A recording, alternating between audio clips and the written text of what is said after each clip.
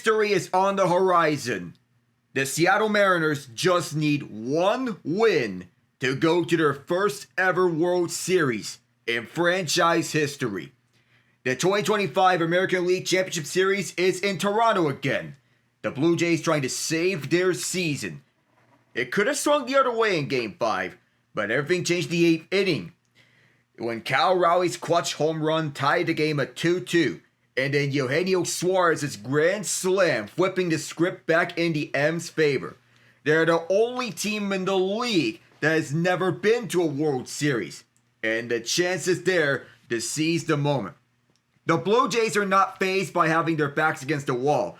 Toronto's had the best home record in the AL during the regular season, and they've responded well whenever the season shook. Winning twice in their own building, something they've done often this season, is the only path forward, and they're going to embrace it.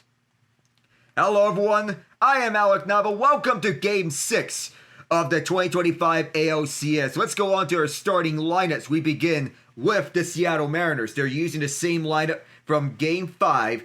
Their leadoff is center fielder Julio Rodriguez. Catcher is Cal Raleigh, and at DH Jorge Polanco, and the top third of the order. The middle third has first baseman Josh Naylor, left fielder Randy Arozarena, and third baseman Gino Suarez. And at the bottom third, it is shortstop J.P. Crawford, right fielder Dom Canzone, and second baseman Leo Rivas. The starting pitcher is Logan Gilbert, and for the Blue Jays, their lineup is unchanged. At the top third is DH George Springer, who is good to go after a scary fastball he took to his right knee in which he left the game, was replaced by Joey Loperfido, who replaces Anthony Santander in the roster. Following Springer are left fielder Nathan Lucas and first baseman Vlad Guerrero Jr. At the middle third is catcher Alejandro Kirk, center fielder Dalton Varsho, and third baseman Ernie Clement. At the bottom third is right fielder Addison Barger, second baseman Isaiah Kiner-Falefa, and shortstop Andres Jimenez. The start is Trey Yesavage, who has had the toughest assignments for the Blue Jays so far this season. Yesavage has had the toughest deal so far. He continues to get the biggest games. The rookie sensation blew through every level of the minor leagues this season, immediately proved that he belongs in the big leagues. But this will be a major test for the 22-year-old rookie after the Mariners handled him well in Game 2. Yesavage was charged with 5 runs over 4 innings of that game, and the Mariners did well to lay off his excellent splitter, which gave the Yankees fits in the ALCS. Can he adjust on the fly to stay one step ahead of the Mariners to save the Blue Jays season? The Mariners, on the other hand, they locked in Logan Gilbert for this start. He was tagged for some hard contact in Game 2 of the ALCS, but was also working on just 2 days rest after pitching relief in that 15-inning marathon in ALDS Game 5 against the Detroit Tigers. Shout out to John Opp for calling all 15 innings of that marathon. Seattle's opening day starter, however, will be on an extra day's rest this time around. Last Monday, he gave up 3 runs that tied the game before being lifted after 58 pitches and 3 innings. It was either right over the plate or far from it. But again, the necessary adjustments might be made now that he's back on his normal routine. Wilson's made a second notable shakeup in as many days this past Friday in Game 5, moving Arozarena out of the leadoff spot for the first time since July 30th, pairing him back with Suarez and shifting Rodriguez from the third spot to the top. Rodriguez has 3 homers this postseason, including 2 in the first inning. After the win, Wilson ran out the same lineup. Although Springer was forced out of Game 5 after taking a fastball on his right knee, he was deemed healthy enough to play this game as the Blue Jays are rolling out the same lineup they used in Game 5. He got up and was able to walk, though he was helped up and walked to first with some help. The 3 highest leverage relievers for Seattle, Andres Munoz, Matt Brash, and Gabe Spire, combined to allow just 1 hit over 3 scoreless innings in Game 5. They'll almost certainly all be used with the chance to go for the knockout punch. Brian Wu is probably unavailable after pitching 2 innings in his first outing since suffering pectoral inflammation this day exactly last month. Edward Bazardo, however, has only pitched twice in the series and was the bullpen's unsung hero, climbing up the leverage ladder this October. He's also going to be utilized. Brendan Little and Sir Anthony Dominguez for Toronto allowed the big blows in the crushing Game 5 loss. But the Blue Jays will surely need them again. Jeff Hoffman's going to be fresh too. He was not utilized in Game 5, alongside Louis Varland. But perhaps John Schneider will ask for more from someone like Braden Fisher. The rookie has come out of nowhere to become a core piece of this bullpen in 2025. If Yesavage has a shorter outing, both Chris Bassett and Eric Lauer will be available for multiple innings out of the bullpen. So for the injury front, Game 5 marked the much-anticipated return of Wu to the Mariners rotation when he pitched the 6th and 7th innings of Game 5, giving up a double from Alejandro Kirk on his very first pitch and a game-tying RBI single to Ernie Clement 2 batters later. Hitting Springer with a 95.6 mile-an-hour fastball also highlights some of the struggles he's had with his glove-side command. All the M's were excited to get their best starter in the regular season back out there because he's been built up as a starter, had such a long layoff. It remains unclear what his availability will be for the rest of the ALCS. Still, Bo Bichette is not on the roster. He continues to rehab from a knee sprain. His stats will remain a daily story in Toronto and all of Canada by extension as he pushes to return in time for a potential World Series. This is also his final year of his deal in Toronto, the only organization he's ever known, so the stakes are high. Springer went for a test after leaving Game 5 with a right knee contusion. X-rays came back negative, so he's in the lineup. Anthony Santander was removed from the Blue Jays roster before Game 4 of a back injury. He is no longer eligible for the World Series, and his 2025 season is over. So, to watch, Cal Raleigh's having October to remember. 4 home runs to tie Jay Buhner in 1995 for the second most in a single postseason in franchise history behind Ken Griffey Jr.'s 6 that very same year. He has also 2 doubles, 6 singles, and 7 walks for an OPS of 1.127 in 39 at-bats. He returns to the venue where he's hit better than anywhere else. The Mariners intentionally walked Vladdy Jr. twice, once in the 4th inning with nobody out and a runner on second base. His second intentional walk of the postseason with nobody out, the first time this has happened since 2016. And then the 7th with 2 outs and a runner on second. The M's escaped both jams, but they're playing with fire. That's where they pitch him and where they put him on. Not an easy decision for Dan Wilson, but eventually one of those intentional walks is going to backfire and potentially lead to a big inning.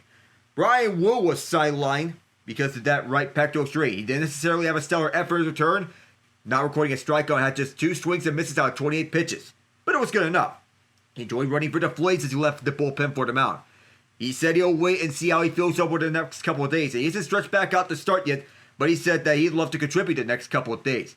Given his quick hook with Luis Castillo in Game 4 and relatively quick hook with Bryce Miller in Game 5, his potential to throw multiple innings to help bridge the gap to closer Munoz looms large, whether it's this game or Game 7.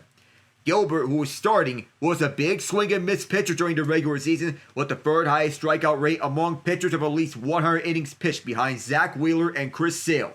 He lasted just 3 innings in Game 2, however generating just 5 swinging strikes and 58 pitches. The M's hoped that the poor effort was a result of starting on 2 days rest after pitching 2 innings in relief in the 15-inning win over Detroit. Wilson pulled Castillo in the 3rd inning after just 48 pitches in Game 4, the shortest start of his career, and went early to his high-leverage relievers. But Gabe Spire walked in one of Castillo's runs, and Matt Brash threw a wild pitch to let him one of the 2 runs Spire allowed. Wilson doubled down in Game 5. Pulling Miller after a leadoff single in the 5th, even though he had yet to allow a run. Brash let the inherited runner score, and then Wu later allowed another run. So for the Jays, Vladdy Jr. is on fire. The Mariners chose to intentionally walk him twice in Game 5 after he scorched a double into the left center field gap.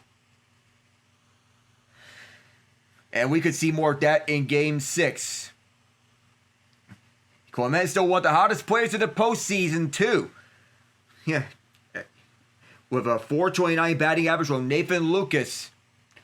Continues to serve as a great number 2 hitter between Springer and Guerrero. It feels like Kirk's bat is waking up, too. The home run in Seattle on a hard double in Game 5. Outside of Guerrero, the Jays need someone to step up to lift the bats. Big Dumper, following his 60 home run season, an outstanding postseason of his own.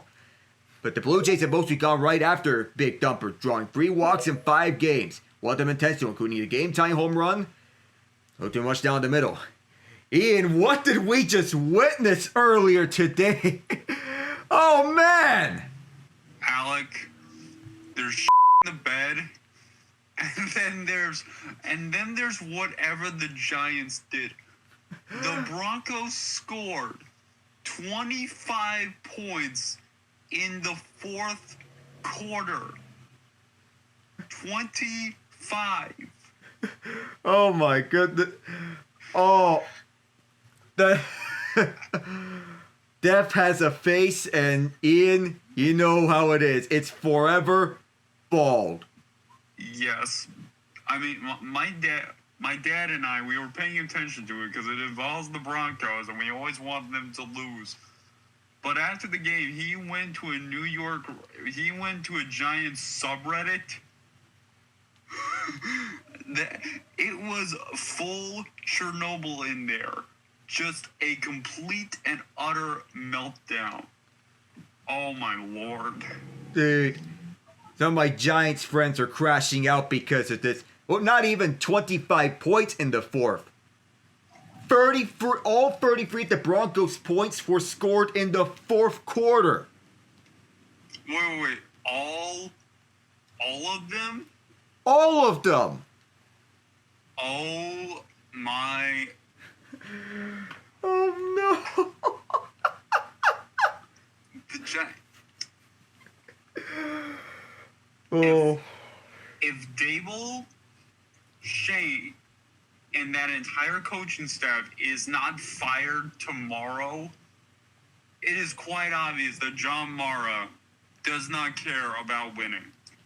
Because you cannot allow some people to keep their jobs after that. You can't. That is a level of incompetence that you expect to see that from teams who are. I don't even have words. I don't know what to say. We don't either, because this meltdown is something we'd expect of lesser teams. But the Giants with Jackson Dart and Cam Scatterboo? No! I mean, good God. And the fact that this is consistently the best team in the best of the two New York teams. I mean, yeah, there's Buffalo, but they don't have New York in their name. That's Buffalo, New York. We're talking New York City, or maybe New Jersey. But the fact of the matter is, this is the better of the two teams, and we just saw that. Oh, man. That just stings for them. So, yeah, I know we're about to get underway, and yes, we're seeing Trey Yesavage on the mound again. We saw him in Game 2 against the Yankees in the ALCS. He was lights out. This postseason, opponents are batting .121 against him. We'll see how the Mariners fare as the first pitch. And J-Rod will sky this one up, taking Dalton Varsho deep. He'll make the catch shy the warning tracks, out number 1. So instantly, Yesavage is getting up and running, and he continues to shine, climbing up the ladder from single A all the way to the majors. The Blue Jays wearing their white jerseys, the Mariners wearing their turquoise jerseys on the road. Teams that are facing elimination down 3 games to 2 in the series have won 6 of the last 7 games. They're 35-20 in the last 55 games. Ball 1 is downstairs on the fastball. Yesavage's favorite pitch. He's used that 45% of the time, but the Yankees have had fits against a splitter in Game 2 of the ALDS. See how the Mariners fare his splitter this time around. Well, he's responsible for the loss in Game 2. We'll see how this goes. Strike 1, top right corner. Fold out big thumper to even the count at 1 apiece. He's batting .278 in the ALCS. He has 9 home runs at the Rogers Center. And he'll smoke this one, but Vladdy has it, or is this going to count as a foul? It will count as a foul ball. He thought that this was a playable ball, but no, it's not. It was close. It was a foul ball. They'll rule it It was smoked past the right line, but it's fouled slightly. 1-2 is the count. Up next is Jorge Polanco, elevated to the 3 spot, with Randy Arozarena moved down to the 5 spot. The 1-2. That is upstairs. Another fastball, which is the pitch that Yesavage uses a lot. He's not a flamethrower like the likes of Spencer Strider, Tarek Skubal, Paul Skeens, or Jacob Mizorowski, but he can get the job done with methodical pitches, fastballs, splitters, and sliders, among his three most common. The 2-2, and a swing and a miss. Got him out with a slider, and that's the first strikeout for Yesavage. Perhaps the first of many. Remember, he did have 11 strikeouts against the Yankees in Game 2 in the ALDS.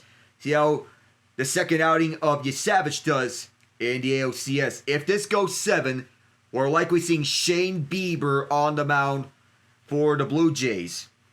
And we'll see how things go for the Mariners if they want to counter. Likely George Kirby. Polanco swings and misses on the first pitch. It's a splitter.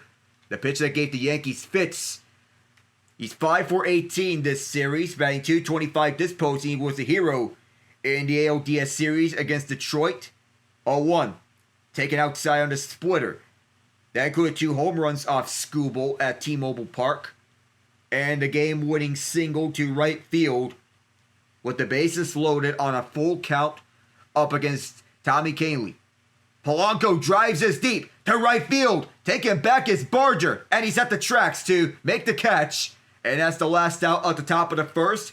Going over to the Blue Jays bats, where we lead off with George Springer. He had a scare in Game 5, but he's good to go. And I'll tell you, good thing that Springer's all right, because that looked nightmarish for the Blue Jays when he went down taking that fastball to his right knee. You never want to see that.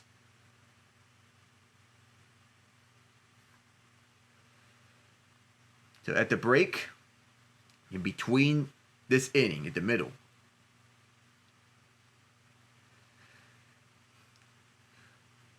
well, some of these final scores in the NFL side, just going over to, of course, he mentioned the Giants and Broncos.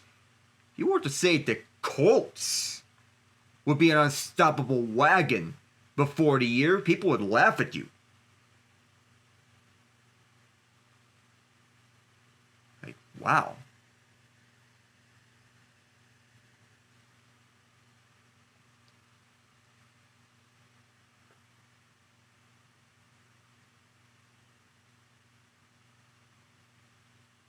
Am I?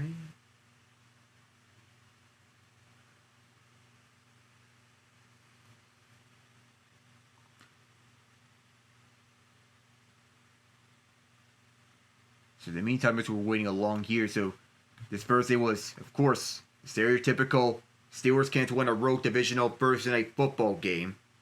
The Packers barely beat the Cardinals. Cowboys blow past the Commanders. Colts take out the Chargers. There goes Ian. The Rams blow out the Jaguars in London. Bears beat the Saints. Browns blow out the Dolphins. Patriots blow out the Titans. The Chiefs blank the Raiders. The Eagles barely survived the Vikings. Panthers outlast the Jets in a low-scoring game. And the Sunday night game is the Falcons and the 49ers. But good to see Springer back in action. So as we're getting over to the bottom of the first, we're seeing Springer onto the mound. He took a hard hit to his right knee. He is leading off the Blue Jays here. A Game 7 tomorrow will be a winner-take-all situation for both these teams, of course. But Springer's used to them. Many years with the Houston Astros. He was the 2017 World Series MVP. Logan Gilbert. Opponents are batting .273 off him. It has a 5-pitch usage, forcing fastball, sinker, splitter, curveball, sinker. But he uses those first 3 pitches, fastball, slider, splitter, a lot. It's a big swing and miss pitcher. He was pulled after 3 innings in Game 2. We'll see how he answers back. Whether or not that is a side effect of the 15-inning classic is TBD. His first pitch on Springer. That was near him. as Springer got the way, 97. Batting .318 this series is Springer.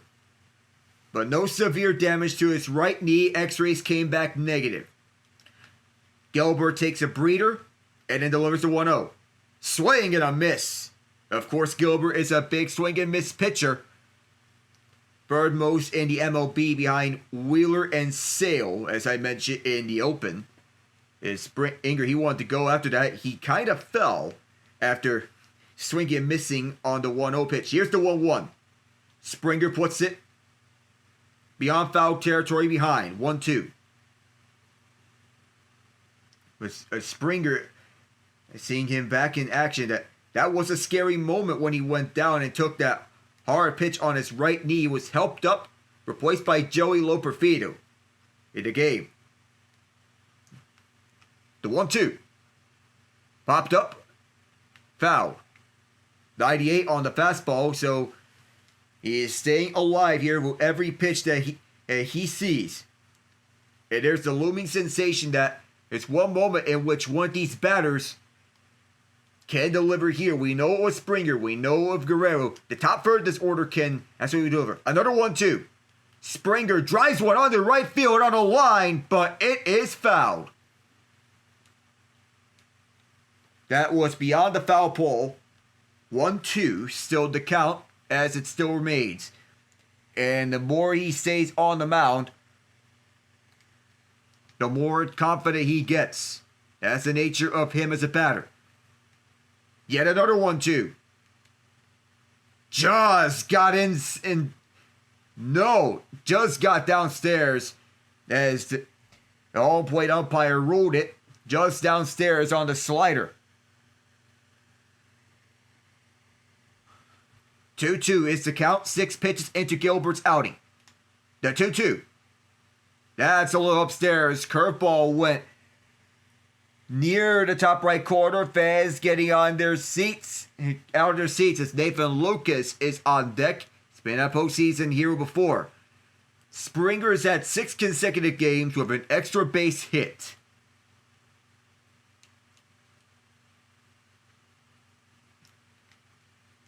Gilbert taking a breather.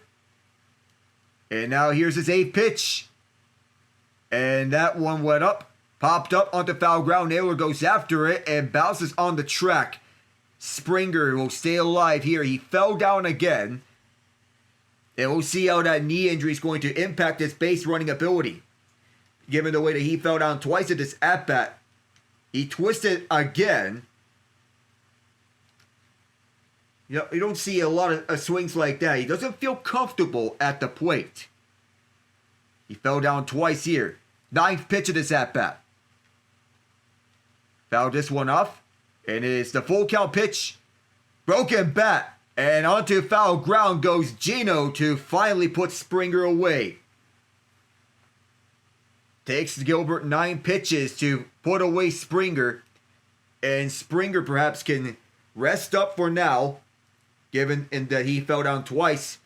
But he didn't necessarily look comfortable at the plate that time. We don't know if that's a side effect of when he got a fastball to his knee. Eugenio Suarez with the catch. And that will be Lucas up. Almost quit baseball a couple years back, but now he's a postseason hero. The first pitch. Oh, that was called a ball, which it was inside the zone. Looked to be at the top right corner. Lucas has not yet had a home run this postseason, but he keeps putting the ball in play. Springer is getting checked on his knee by the medical staff. 1-0 pitch in the zone and the slider. Getting that knee brace on by the medical staff so that they can address that. It is 1-1 to count. The pitch. And that is downstairs on the fastball. They rule it. Just a little inch. A little bit of space. A little bit of breathing room. For Logan Gilbert. As he continues to go. He was the opening day pitcher for the Mariners. The 2-1. Lines this one to right. It's a base hit for Nathan Lucas. And guess who is coming up? Vlad Guerrero Jr. 13 pitches into Gilbert's outing. It could be a chance for a double play. But Vladdy Jr., who is the son of Vlad Guerrero Sr., the former Montreal Expos batter. 389 this series. In a postseason where he's batting .457, and if the Blue Jays make the World Series, he is easily their front runner for World Series MVP should they win it all. The first pitch, fouled back. That fastball was at 97, ripped down the middle. 0-1, though Vladdy wanted to go for the long ball as he usually does. He loves playing the ball in plays. That's one of the smartest batters in the league. 6 for 17 and 2 home runs against Gilbert, including the postseason, which include Game 2 of this series. The 0-1. Closer to the dirt on a fastball that went 98. Seattle leads this series 3-2. One win away from their first World Series in franchise history. You gotta wonder how Cooper Hopkins is feeling about this. Congratulations to him on making his ESPN Plus debut, by the way. The 1-1. Bouncer up for second. That'll get the out at second base. Guerrero is safe at first. No play there. It's a low, slow bouncer that gets Lucas out. Runner at first. You replace Lucas with Guerrero. All they had to do was step on the bag because somebody was already there. A slow roller that was picked up by Leo Rivas. He stepped on the plate. Rivas threw to first, but there was no play at first. And Rivas picked it up before Lucas even reached second base. 16 pitches in. Already at 2 outs is Captain Kirk. The big catcher, Alejandro Kirk. 4 for 18 this series. With a home run. He has 3 this postseason. 2 of them in the Yankees series. The first pitch. Fouls this one off to right. That time was a fastball. See how Gilbert switches things up or if he continues to stick to the fastball.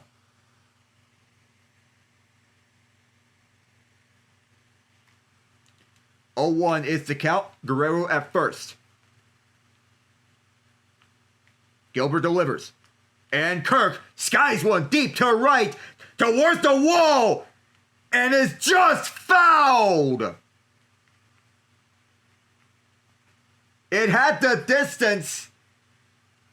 Right as Dom Canzone was chasing after, it was just fouled.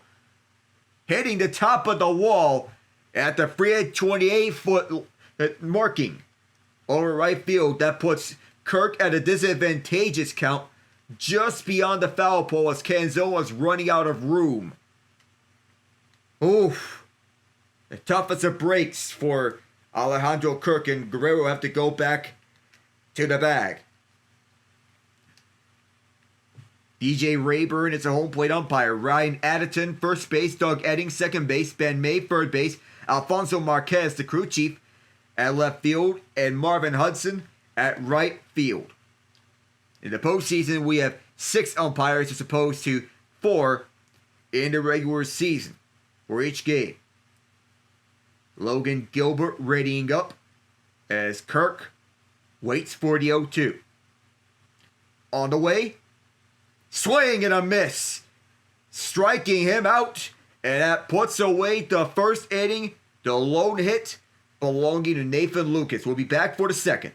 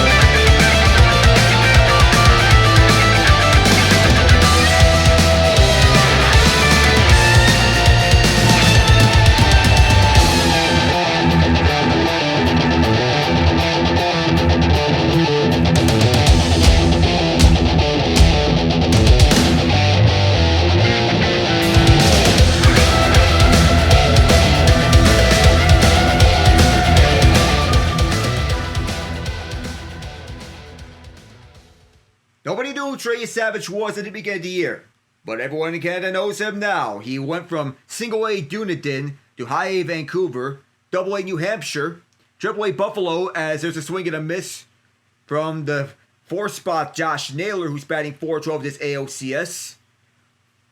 And then here in the triple A Buffalo, and then here in Toronto in the MLB.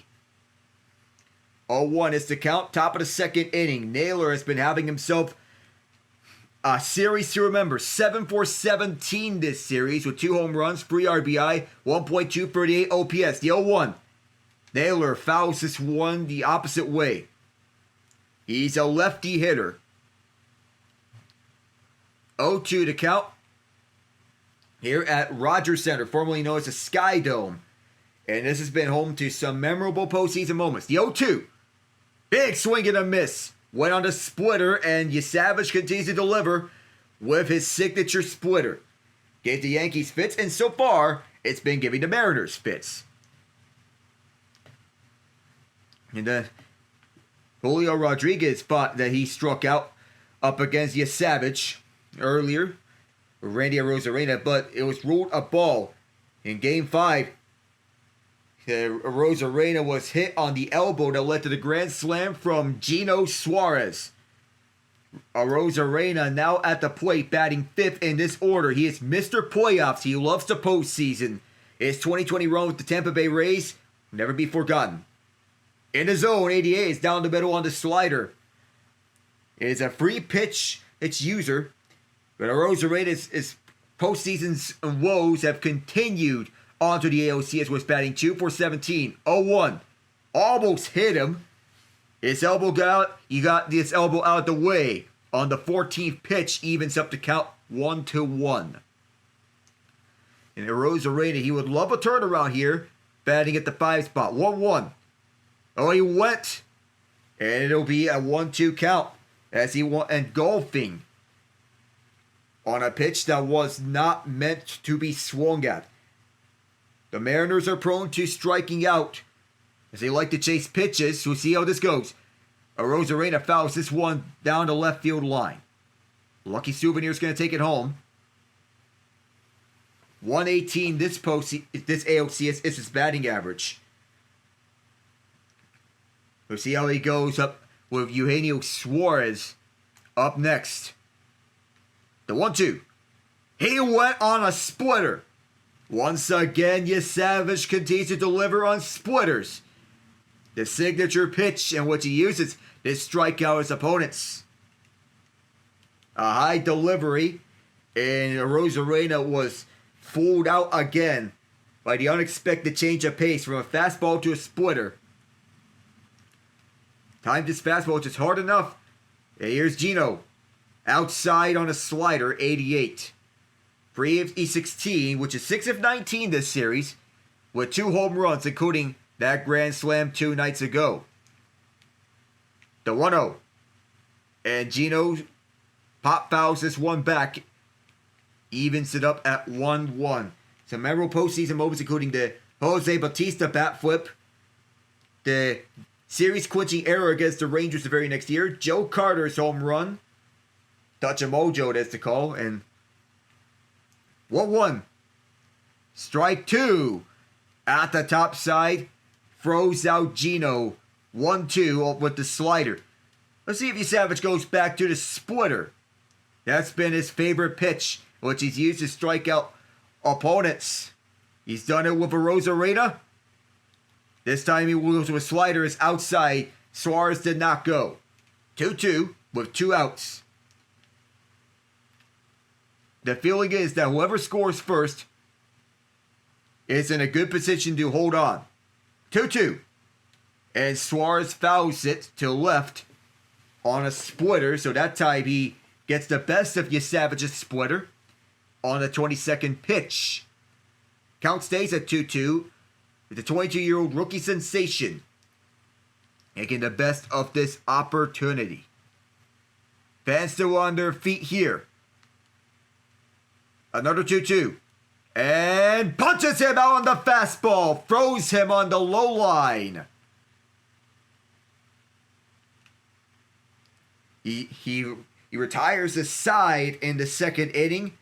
See if the bats can come and support him, starting with Addison Barger in the bottom of the second.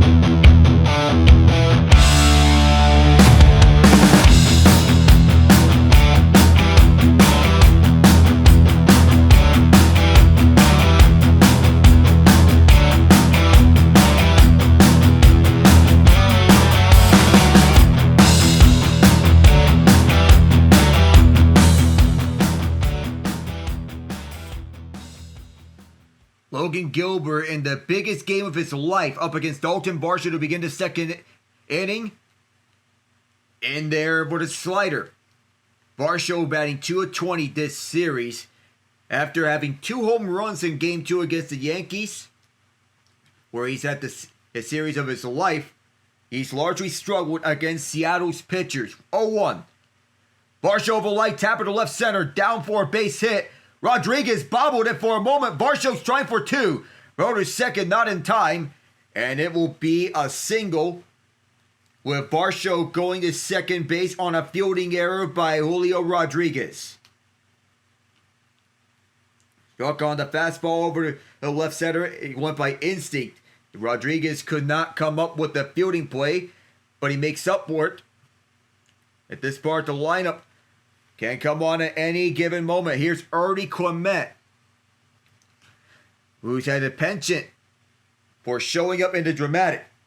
Second best hitter statistically by batting average on the Blue Jays. Here he takes a first pitch strike on the left line of the fastball. 286 this series. He's batting .429 this postseason of a home run. That coming in Game 2. Does not have a home run yet in this series. See if he gets one out. The 0-1. And this is a grounded to third. Dropped. And Suarez will throw. Safe!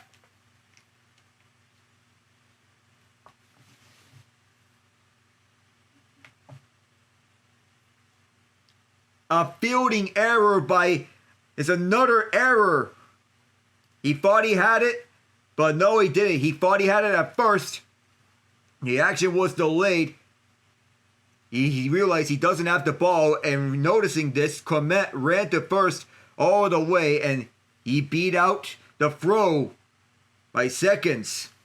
It was an opportunity for a it was not an opportunity for a double play, but the Mariners could use a double play now. It's a fielding error, not an infield single. Back-to-back errors by the Mariners to begin the bottom of the second. One on Rodriguez, the other on Suarez. First pitch for Addison Barger is at the top right corner for strike one.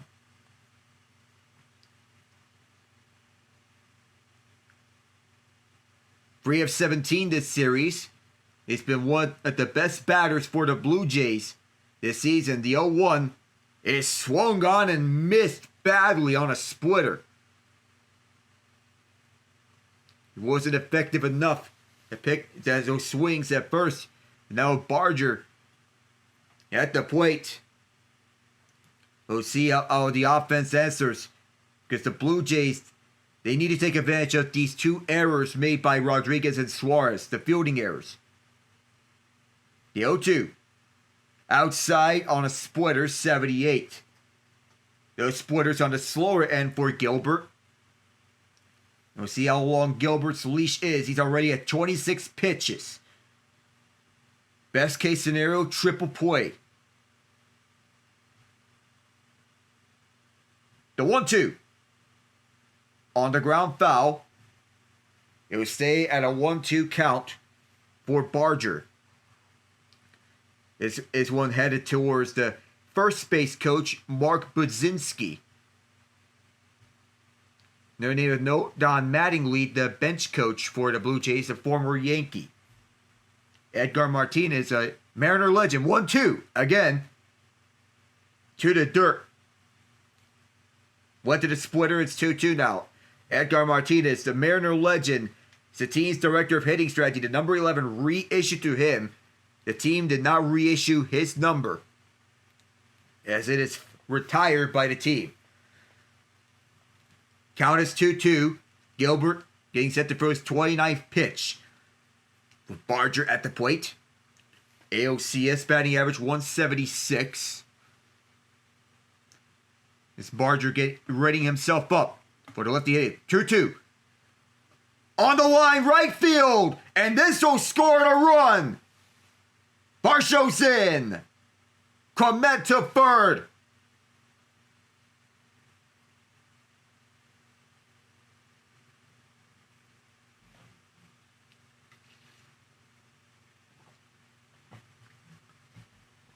Barger delivers the first run of the game on an RBI single on a line to right field.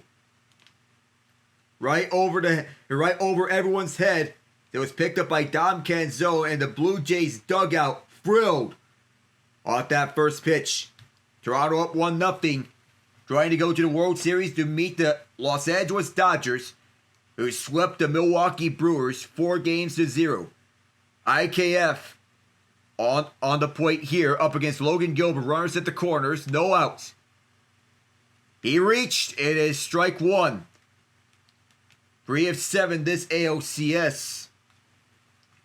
And he was inserted into the lineup after Anthony Santander went down to 7 for 9. Here's this series, 0-94. The Mariners with 2 RBI, 1 run. 0-1 pitch. And that's fouled. Towards the umpire, by the way. It's 0-2 to count. The 7 for 9 hitters have been outstanding for the Jays between IKF,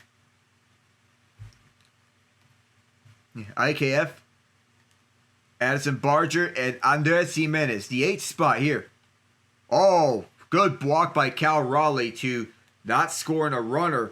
That was a wild pitch as he went out the way to get that one off. Took a wild bounce and he had to step out the groove. In and out, and he ran to it. What has gotten into Logan Gilbert? The likely matchup, it's a game 7, is Kirby versus Bieber. The 1-2. Chop foul to left, so IKF will stay alive.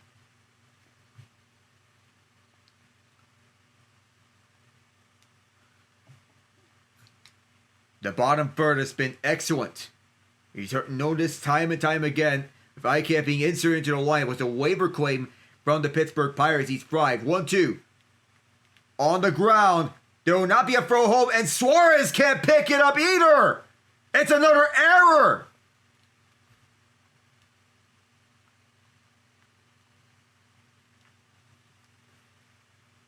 The Jays continue to put the ball in play. They're counting as a hit for the moment. Whether there was a play at first base or not is up for discussion, but Suarez tried to barehand it on a 2-strike pitch, which is hard to pick up. He tried to pick it up with his bare hand. It went off his fingertips. There was no chance for him, so it's not an error. It's counted as a hit on an infield single. And now here's Jimenez, who is back up. And Suarez shaking his head after there's 2 mishandles. A mental error by Suarez earlier led all to this. But that was not an error. There was nothing that Suarez could do. And now Jimenez, was batting 5 of 18 this series, 273 in the postseason, with 2 home runs, is at the plate with runners at first and second. IKF at first, Barger at second, with nobody out, and Jimenez shows butt, he fouls it. The Dodgers executed a wheel play to perfection against the Philadelphia Phillies that got out Nick Castellanos. They bring the corner baseman in as Jimenez shows butt again, takes the ball downstairs. 1-1, and John Schneider's trusting his bats. That's to drive in more runs. The strategy here being continuing to put a barrage of runs. Jimenez readies up. Shows bunt again. No, he fakes it. He swings and misses. He fakes the bunt. And the slider makes it a 1-2 count. Faking the bunt. As he tried to switch things up, tried to get a harder hit ball.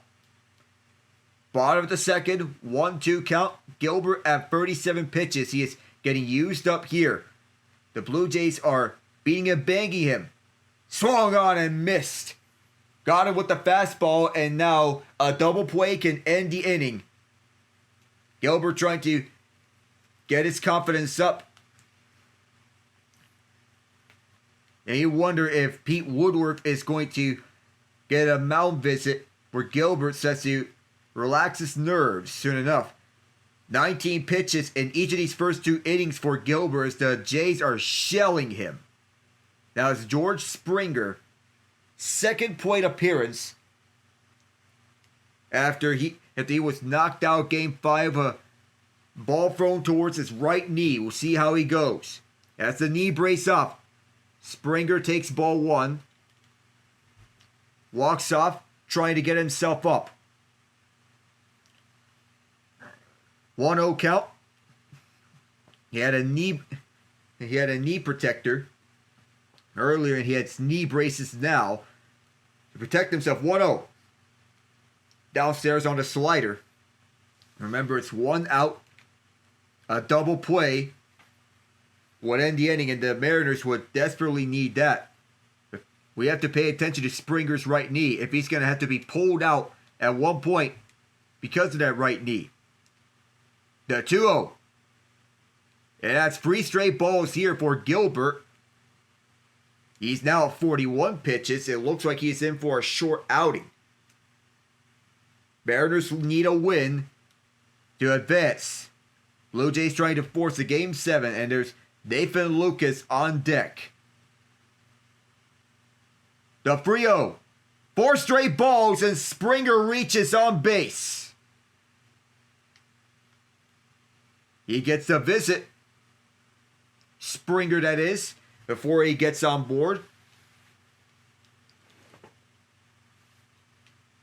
And the starting pitching for the Mariners has been a strength for them, but that's not been the case here in this series. 6.98 ERA, and only a .300 batting average.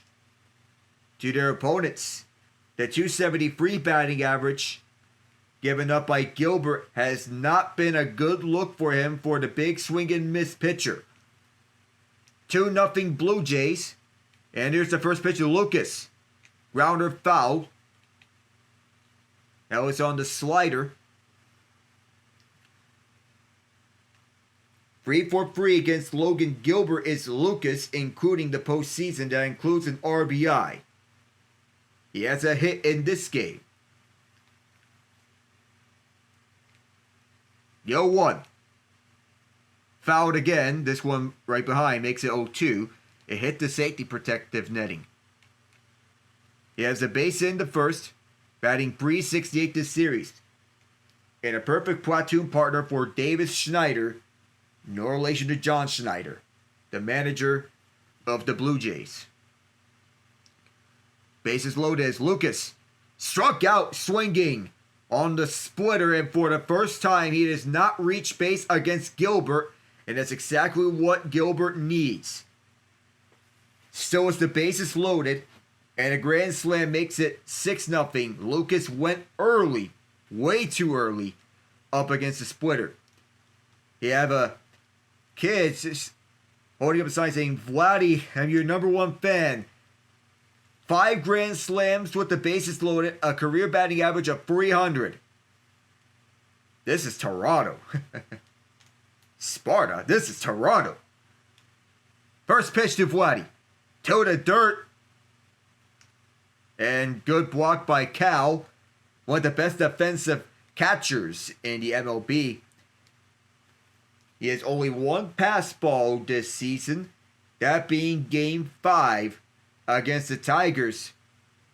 And some Blue Jays fans who have a Bo Bichette jerseys, one of a Jose Bautista jersey. Joey Bats.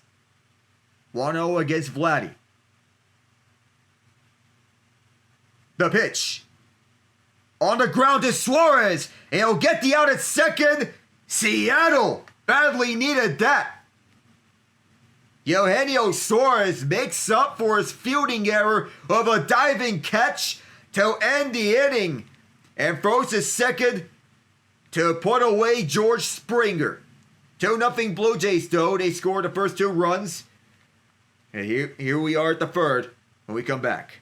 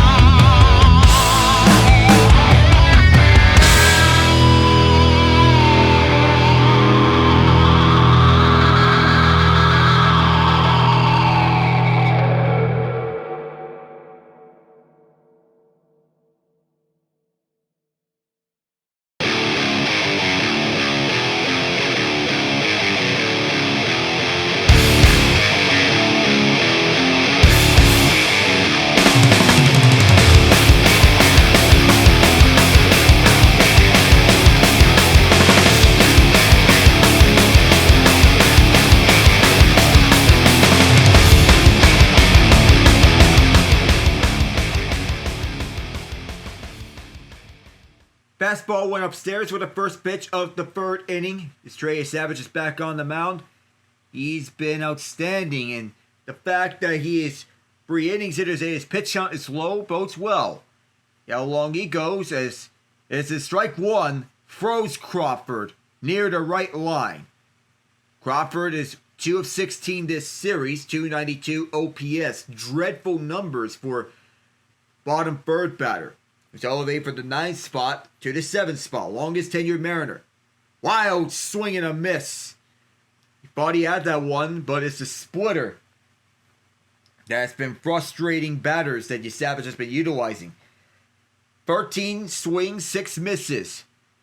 Supposed to 31 swings, 7 misses in Game 2. Yesavage correct himself. He'll deliver the 1-2. Not even close. Was spiked to the dirt, and it's 2-2.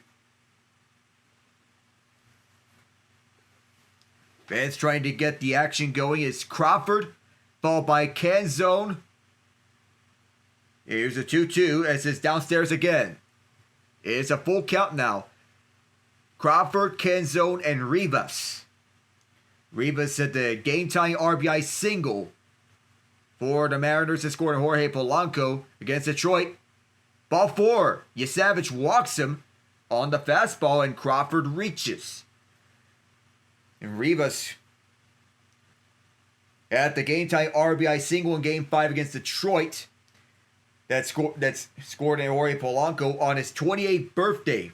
First career postseason at-bat. What a wild ride it's been for Eugenio Suarez in that second inning. He wants to rebound from the error, the failed barehanded handle. Fastball at the right line for Canzone. Froze him. And Canzone, he needs to turn it around. It's a batting average of .059. And you may wonder why Victor Robles isn't on the lineup. As Canzone swung wildly and missed on the splitter. Of course, that's been giving fits. Just 1 hit this series and 17 at-bats for Canzone. And that splitter's been his best pitch. 0-2 to the dirt. Once again, the splitter. 1-2 pitch. That was 1-2 on his next pitch, which will be his 33rd.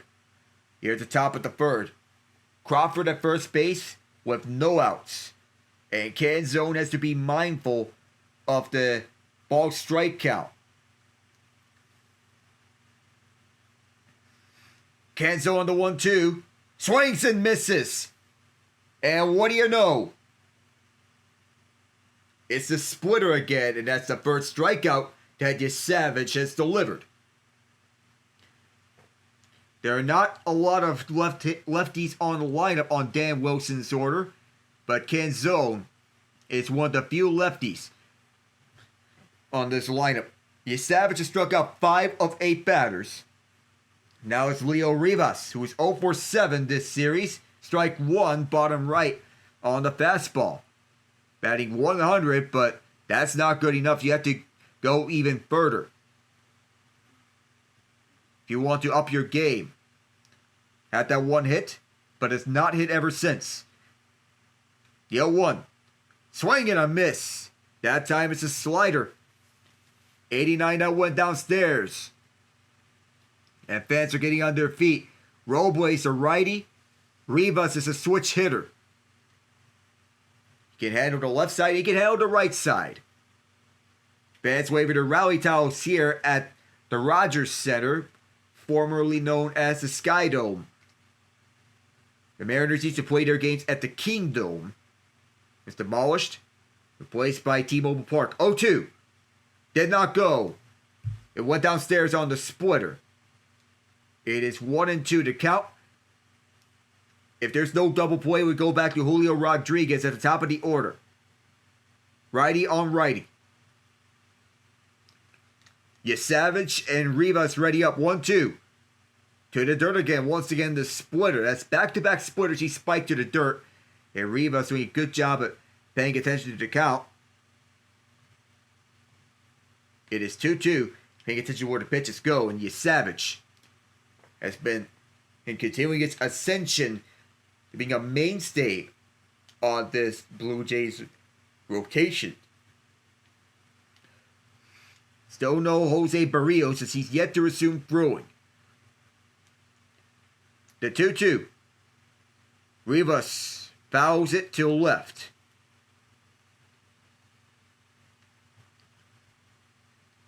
And among the starters, Chris Bassett will be available from the bullpen if needed. The 36-year-old from Toledo, Ohio.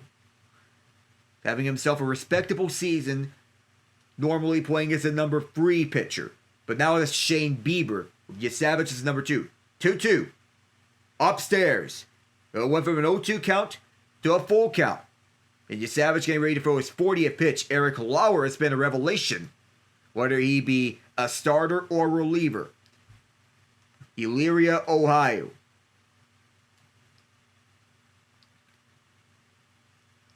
The payoff. And Rivas skies this over to right field. Going back is Barger at the wall. He dumps. And it's off the top of the wall. Barger jumps up. And Crawford stared at it for way too long. And so did Rivas. They both thought it was going to exit the yard. Instead, it's a long single. And that might have been the big mistake there. It was a long ball, but they end up getting a single out of it. The biggest punch in the guts. As they thought it was going to be a home run, Barger jumps up. It was off the top of the wall, well out of his reach. And that's a little sigh of relief for the Blue Jays, knowing that this did not leave the yard. And Crawford has to be upset, knowing that this wasn't a home run. Now it's J-Rod, won Rookie of the Year in 2022 and signed a long-term extension with the Mariners. Takes ball 1. Crawford at second, Rivas at first. Following that would have been home run if that had been a little more feet upwards. And throw to first on the disengagement. Oh, did he? And Rivas get caught out. Rivas was picked off once already. We'll see where this goes to. So, great play. And then Rivas, he was way out. That's going to be interesting. Was his wrist on the plate before the tag from Vladdy Jr.? Well, it looks like that. Looks like Vladdy may have gotten the hand. It's a tag on it right on time. We'll see. Right on the base. Or I think Rivas may be safe. But Vladdy never stepped on the plate. If the hand touching the base doesn't count, does Rivas' left hand reach in before the tag? Is the question. It's a mistake-filled start to this game. It's been not pretty for the Mariners in this game. As Vladdy Jr. runs back to first base, trying to get the out there. Runs back on the pickoff attempt. This looks awfully close. You can't even tell from the naked eye. Gets the bat and then he bounces off. And then the mitt was already on the bag. So the call is safe. Toronto is challenging, of course. We'll get the call.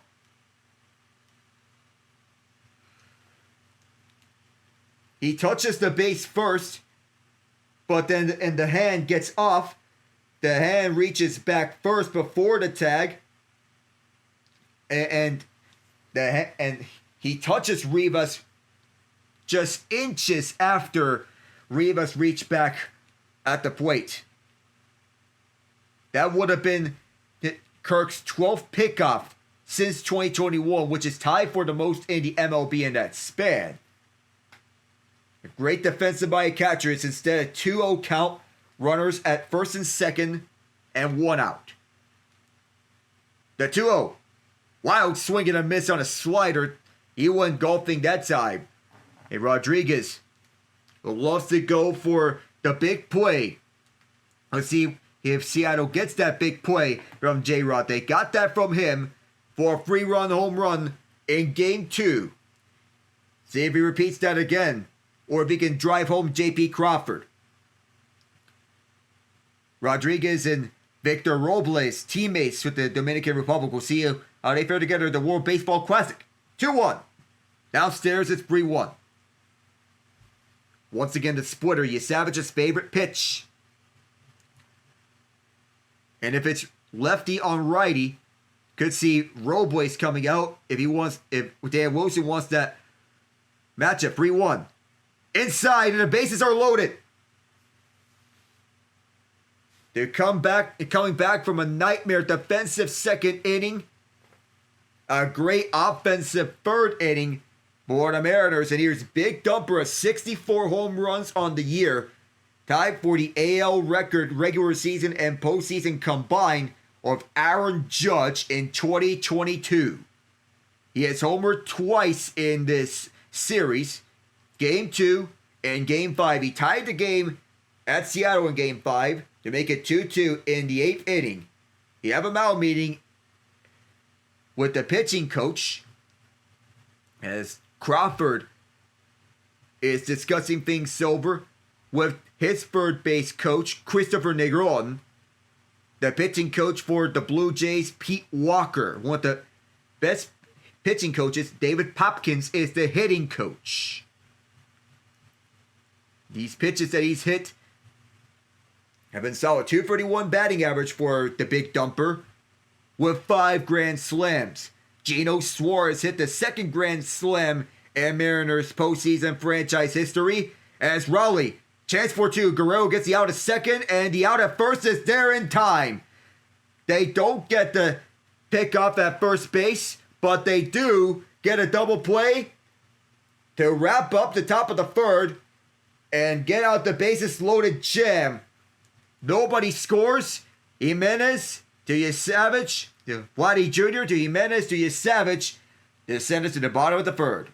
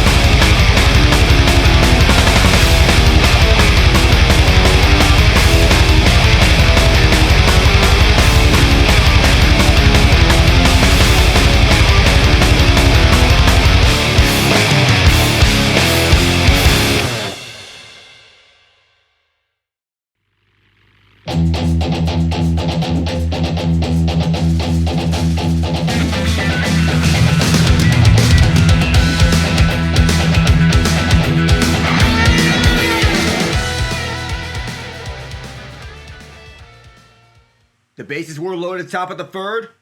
The Blue Jays got out that bases loaded jam. Now it's Alejandro Kirk in the 4th spot. For the Blue Jays, bottom third. That curved nicely to the top of the line of the zone. 4 RBI for Kirk. Struck out in the first. As Logan Gilbert returns to the mound. It's been an eventful game for him, and not in a good way for Gilbert.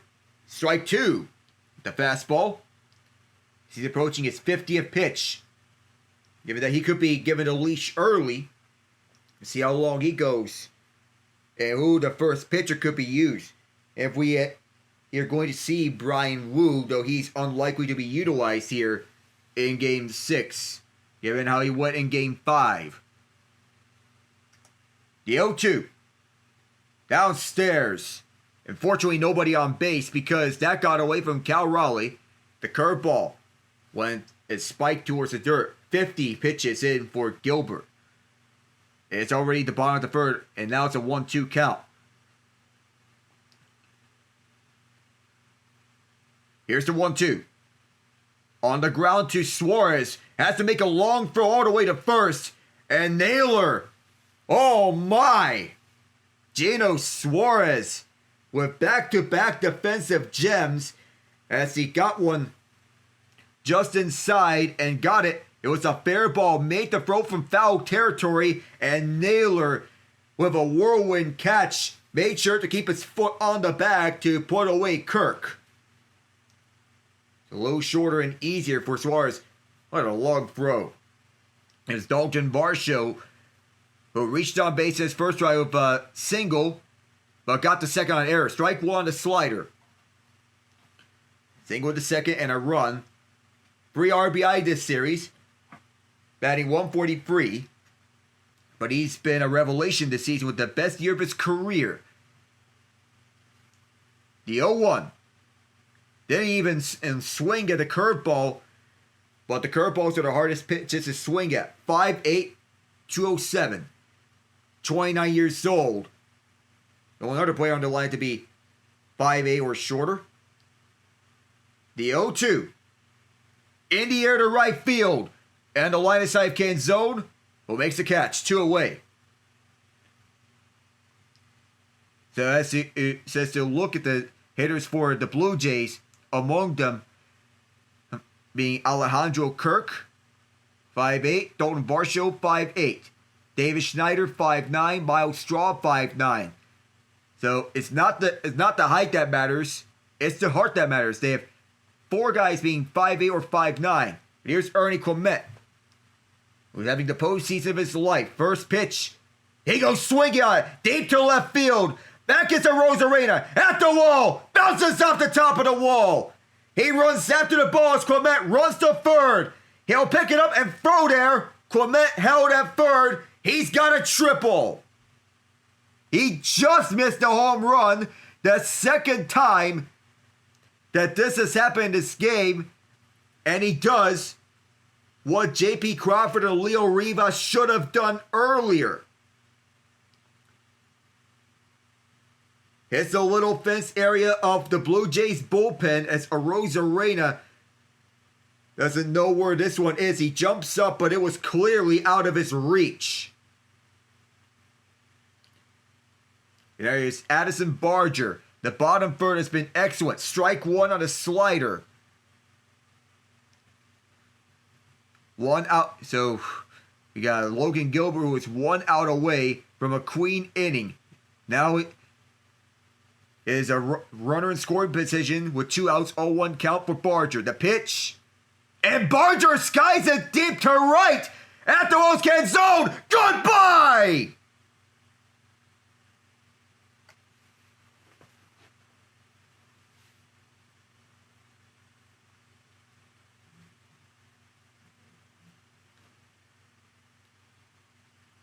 Two pitches for the Blue Jays to take flight. Addison Barger's one deep onto the Toronto sky.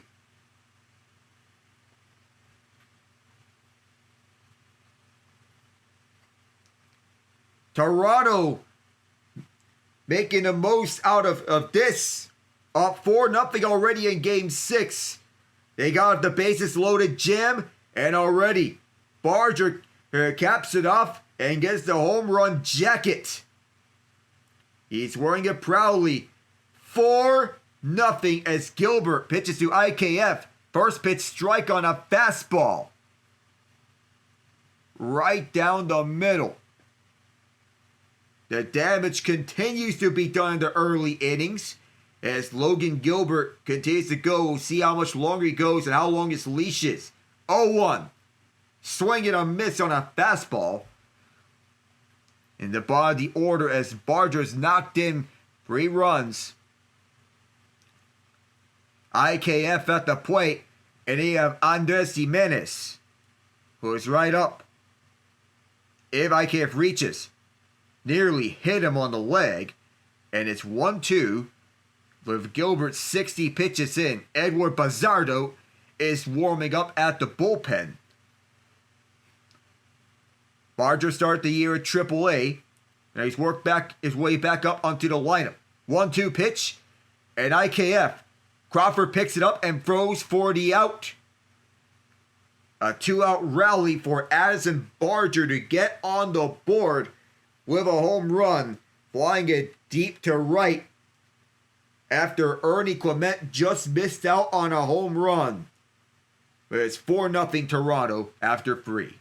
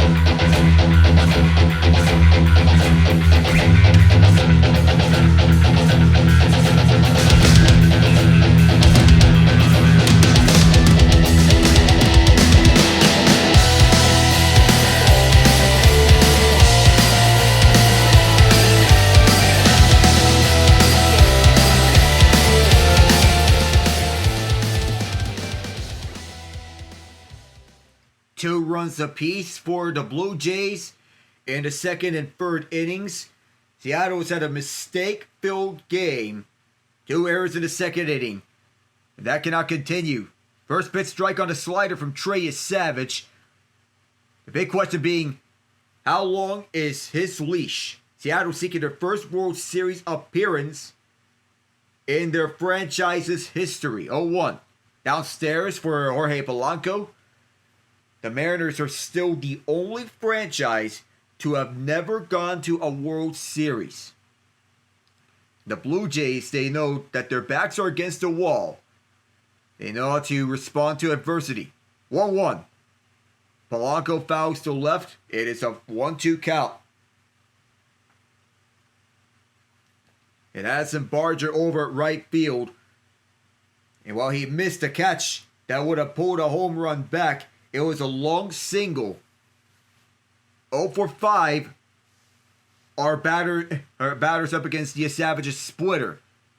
0 for 11 ALDS game 2. 1-2 pitch. As outside. 2-2. They thought he went, or that was in the zone, but no. It wasn't even close to the zone. It was way outside. And Seattle's best hitter, Josh Naylor, is up.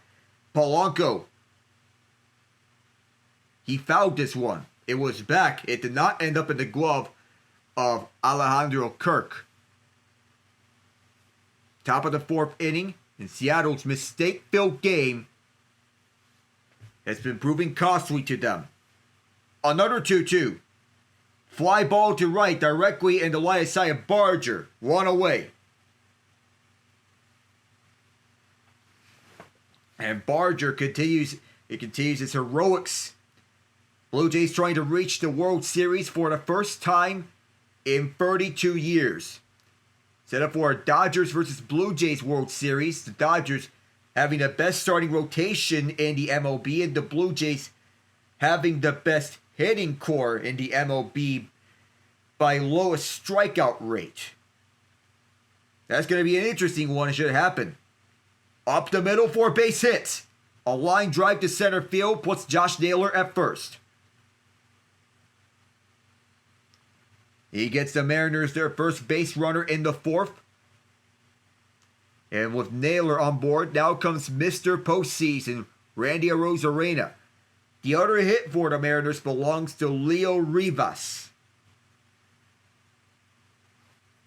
And a hitter like Naylor to go up against Yesavage like that means that you got to take what you can with the pitches that he delivers. The splitter has been his most dangerous pitch. First pitch for Arozarena is fouled back. It's on a fastball at 94 miles an hour. And Mr. Playoff needs to break out of his slump because he has been slumping in October. But not only October, it's carried on since September. On the 0-1, this is a tough play. And no play! Trying to pick it up barehanded was Ernie Clement. Trying to do the same thing that Eugenio Suarez did in the 2nd inning. But there was only so much that he could do with his bare hand. Runners at first and second. And it's going to be scored as an infield single by Randy Arozarena. Clement tried to barehand this one to first. But here it went in and out of his fingers. It did not hit his fingertips. The time that Suarez did. It went in and out of his fingertips. Gino Suarez with a chance to put the Mariners on the board. Ever since the error, he's been better off. Ball 1, that went outside on the slider at 88 miles an hour. He hit the grand slam, which is an epic moment in Mariners franchise history. Up there with the single and Edgar Martinez's double. The 1-0. Foul tip this one back. It will be a 1-1 count.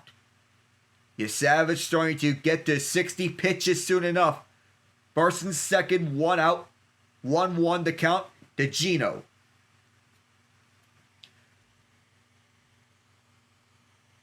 He cares about his teammates so much. He was traded back to Seattle from Arizona.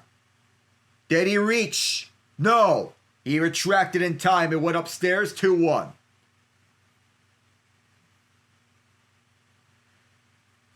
Just retracted on time on the fastball. He did not go for the first base umpire. 2-1 count is Suarez. Richie Cincinnati Red and swings and misses on a slider. It wasn't the signature splitter that time. Let's see how this goes around. This Blue Jay fans on their feet.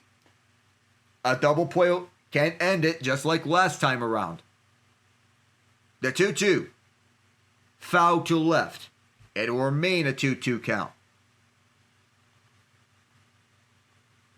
Still top of the 4th. 1 out. And Gino Suarez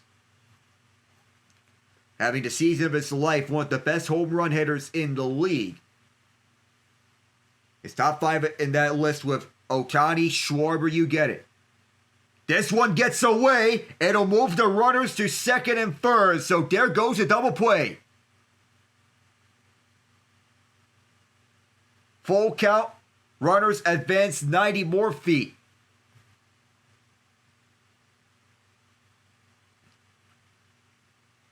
Naylor at third. Arozarena at second. The ball hits the plate and it bounces off of Alejandro Kirk. Takes off the mask, gets scored as a wild pitch. This is the second inning in a row in which the Mariners are threatening. And this loads the bases. It's just slightly upstairs on the splitter. Suarez did not react.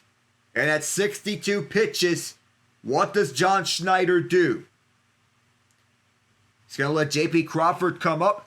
Bases loaded again. Once again, of a possible double play situation. 17 home runs in 10 games, 27 to 44 runs via home run. They're 4-0 when they're out homering their opponent. That being the Seattle Mariners. Strike one on a splitter. Crawford walked in his first at-bat. He has 6 career grand slams and is batting .373 in his career with the bases loaded. Geno Suarez at a grand slam 2 nights ago, the 0-1. On the right line, it's strike 2. 0-2 to count. Seattle have another signature moment, their second grand slam of this series. A sac fly will score on a run. And some uno, dos, tres signs. The 0-2. On the ground, another chance for 2 outs. 1, 2. They've done it again. Back-to-back double plays with the bases loaded. The Blue Jays get out of it twice. A work of art defensively. IKF Jimenez Guerrero this time. We'll be right back.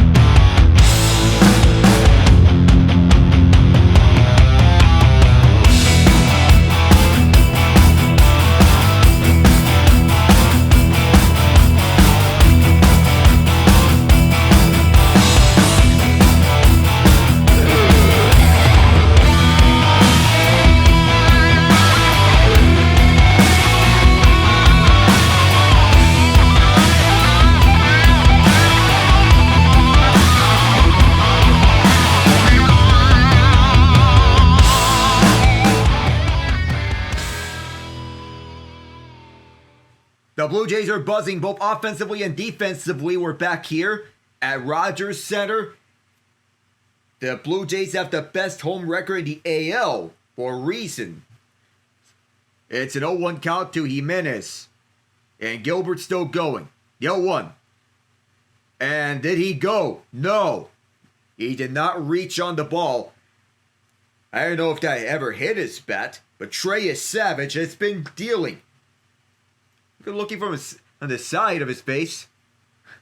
I'm not trying to get any impressions, but here's the 1-1 for Gilbert. Big swing and a miss. The curveball got Jimenez good.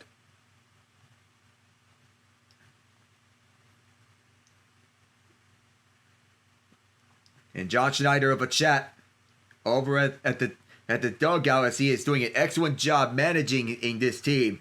Strategy here is get out to a big league, don't let it go. And have the bullpen hold on to it. The 1-2. Way upstairs on a fastball. I mean, that wasn't even second floor upstairs. That was rooftop upstairs because that one didn't even come close to finding the strike zone. George Springer on deck. And we'd wonder how long his leash is at the plate. 2-2. On the ground to Suarez. That'll put Jimenez away. And here comes Springer. And double plays have been a signature.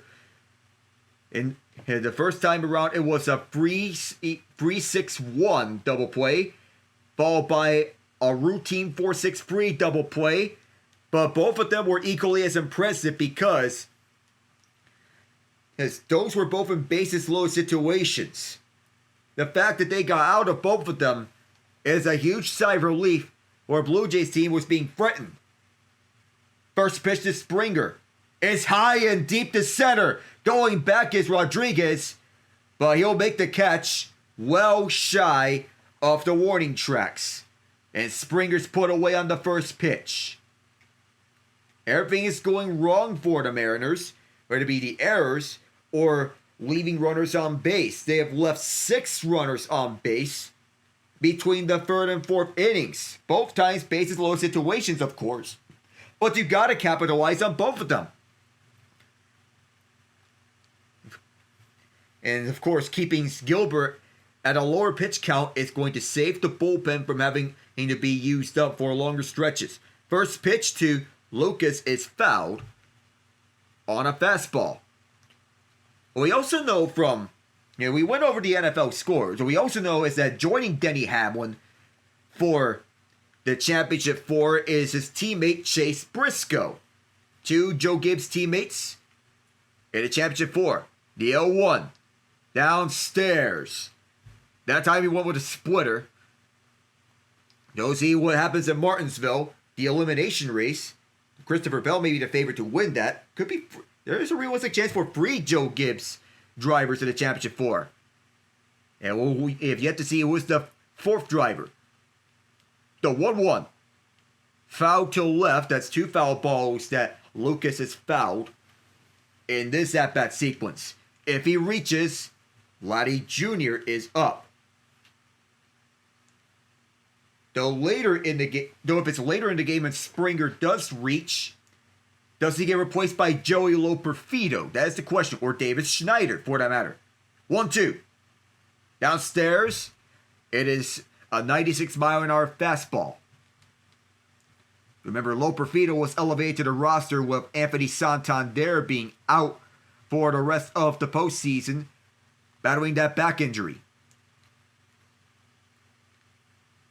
The 2-2. Lucas grounds one to second. Rivas picks it up, throws to first. Routine play. And Gilbert retires to side. Trey Yesavage gets back out there for the 5th inning. Bullpen's fresh, including Jeff Hoffman. We'll be back.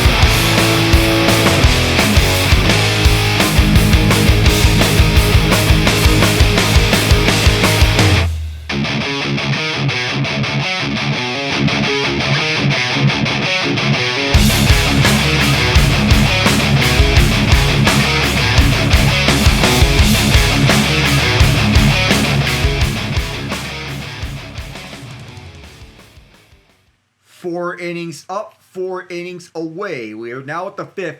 Trey Yesavage still at the mound. He is wheeling it and dealing it.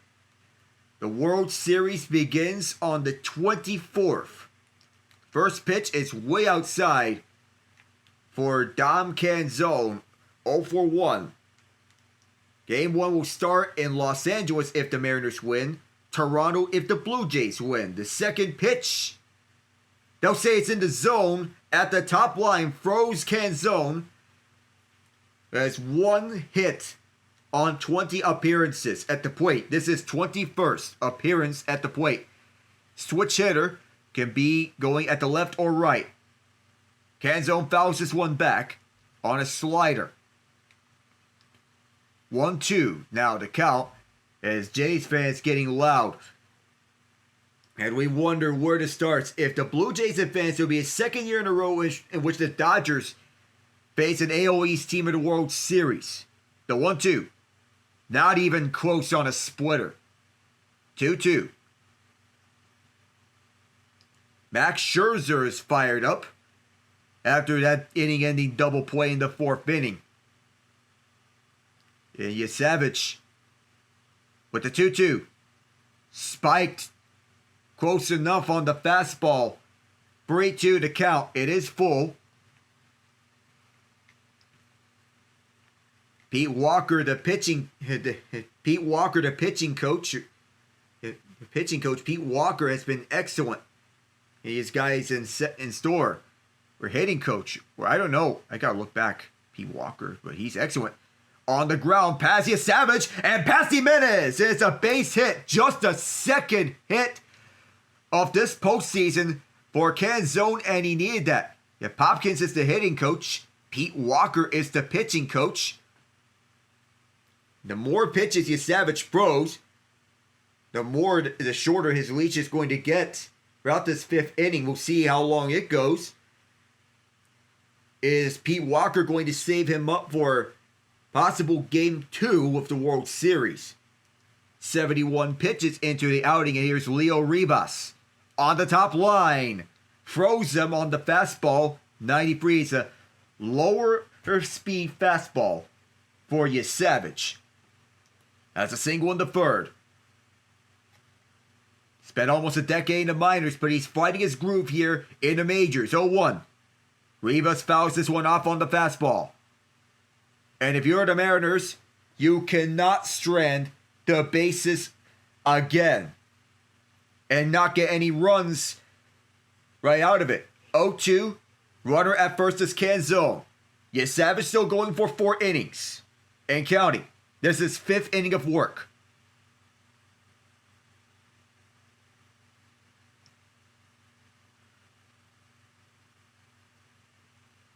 Waiting on the 0-2, it's Rivas. Now the pitch. See you later. Struck him out with a splitter. 6K of this game, and opponents have been finding the most trouble up against it. You start throwing extra pitches once you can, and that time he did, and Rivas sits down. Rode that splitter and continues to do so. That's his best pitch, and now it's J-Rod. Grounds this one, chance for 2. Out at second, and out at first, just in time. Yet another double play. 3 straight double plays to end the innings.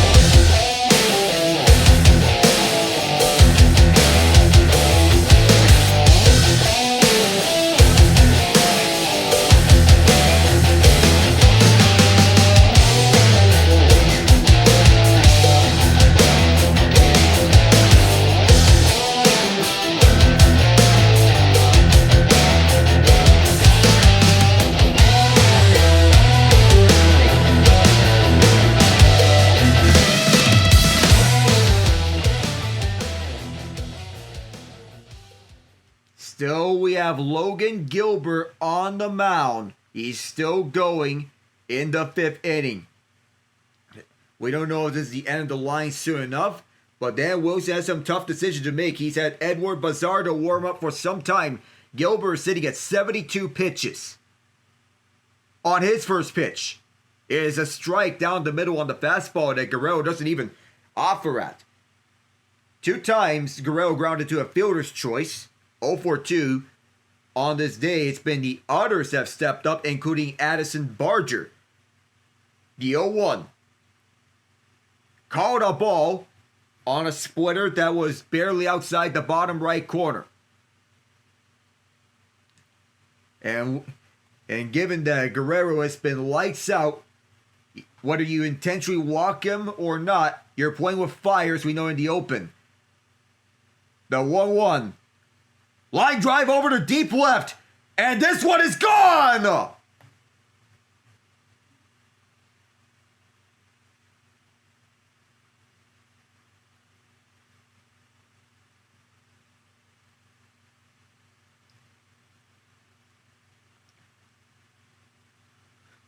The October of Vladdy Jr. continues.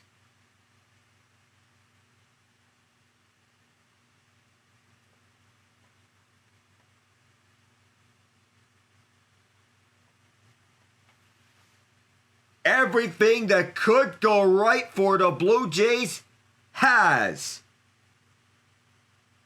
It's the batting that has been clicking. Just what I was saying, that it's been the others that have stepped up around Vladdy. His moment shines. Facing elimination and needing a win to keep this season alive, Vlad Guerrero Jr. has been pressing all the right buttons. What an October for him. And that's going to be all for Logan Gilbert. We'll step away.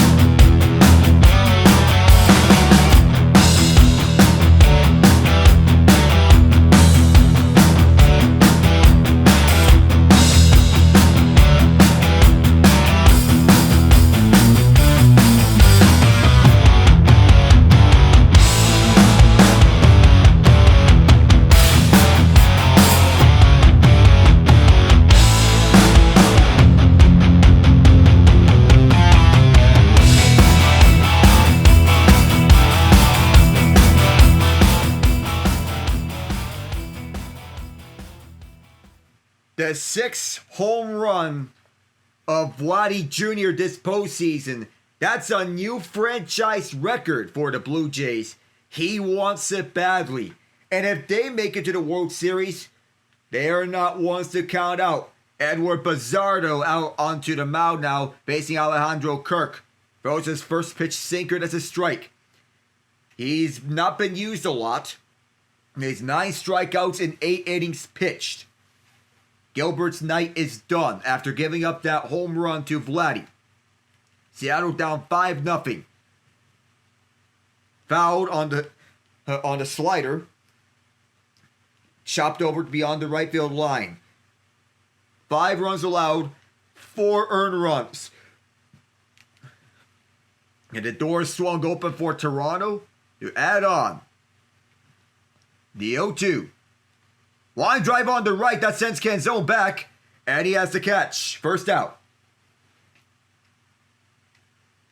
Another off-speed pitch by Bazzardo. And Gilbert has been using off-speed pitches a lot, but the Blue Jays have been pouncing on the off-speed pitches. That bounced onto the bullpen. Gonna hit this once he sees the off-speed pitches, you know he's gonna hit those hard. 3 pitches into Bazzardo's night. Varsho swung on and missed on the slider at 84. And Vladdy from the free spot, that's his specialty. And even without Bo Bichette, the Blue Jays are still a dangerous team. Having himself a bounce back year. They're going to say that's down. Even though it looked like it was in the zone at the bottom right corner. 1-1 is the count. That looked like a strike. Yes, Varsho is a single in the second. A run scored. 1-1. Varsho puts it in the air to center field. That sends Rodriguez back at the wall. He's got it at the tracks. Yeah, that's the second out. Fans wanting another home run. That could have been 6-0 if that went over towards left field. But now, with 2 outs, we'll see how things go here. Now that Varsho's put away and Ernie Clement up front. And Addison Barger on deck should Clement reach. And I like how Clement's walk-up song is Shout by the Eiley brothers. That's the goal song used by the Minnesota Wild. Clement reached on error. He has a triple and 2 runs scored. First pitch to Clement is on the right line with the sinker. Excellent job by Edward Bazzardo to fit that one on the line. The bullpen in this series for the Mariners has been on and off. Second pitch is a line drive to right, down. And towards the foul tracks, Clement trying for 2. He will reach there without a throw. The aggressiveness of Ernie Clement has been a story to witness.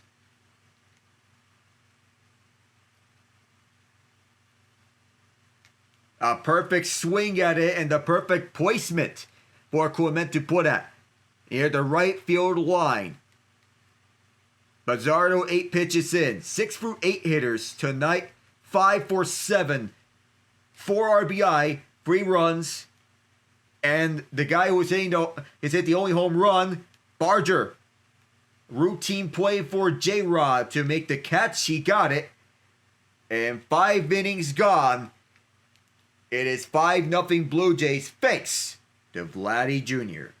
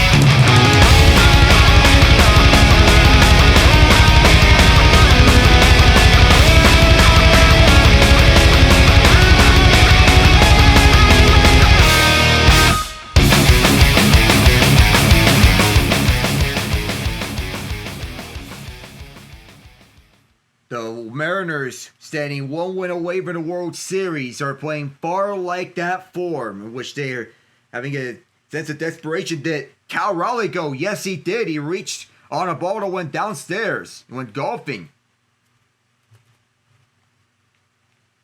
This is big for John Schneider to preserve this 5-0 lead. Trey Yesavage is still going, but the bullpen has been the biggest weak link of the Blue Jays. Didn't bite them in Game 2 as they were up 12-0. Yesavage in the series gave up 5 earned runs in Game 2, but he has not given up an earned run here in Game 6. Strike 2 on the fastball. Bottom right corner for Big Dumper. One of the big hopes here for Seattle.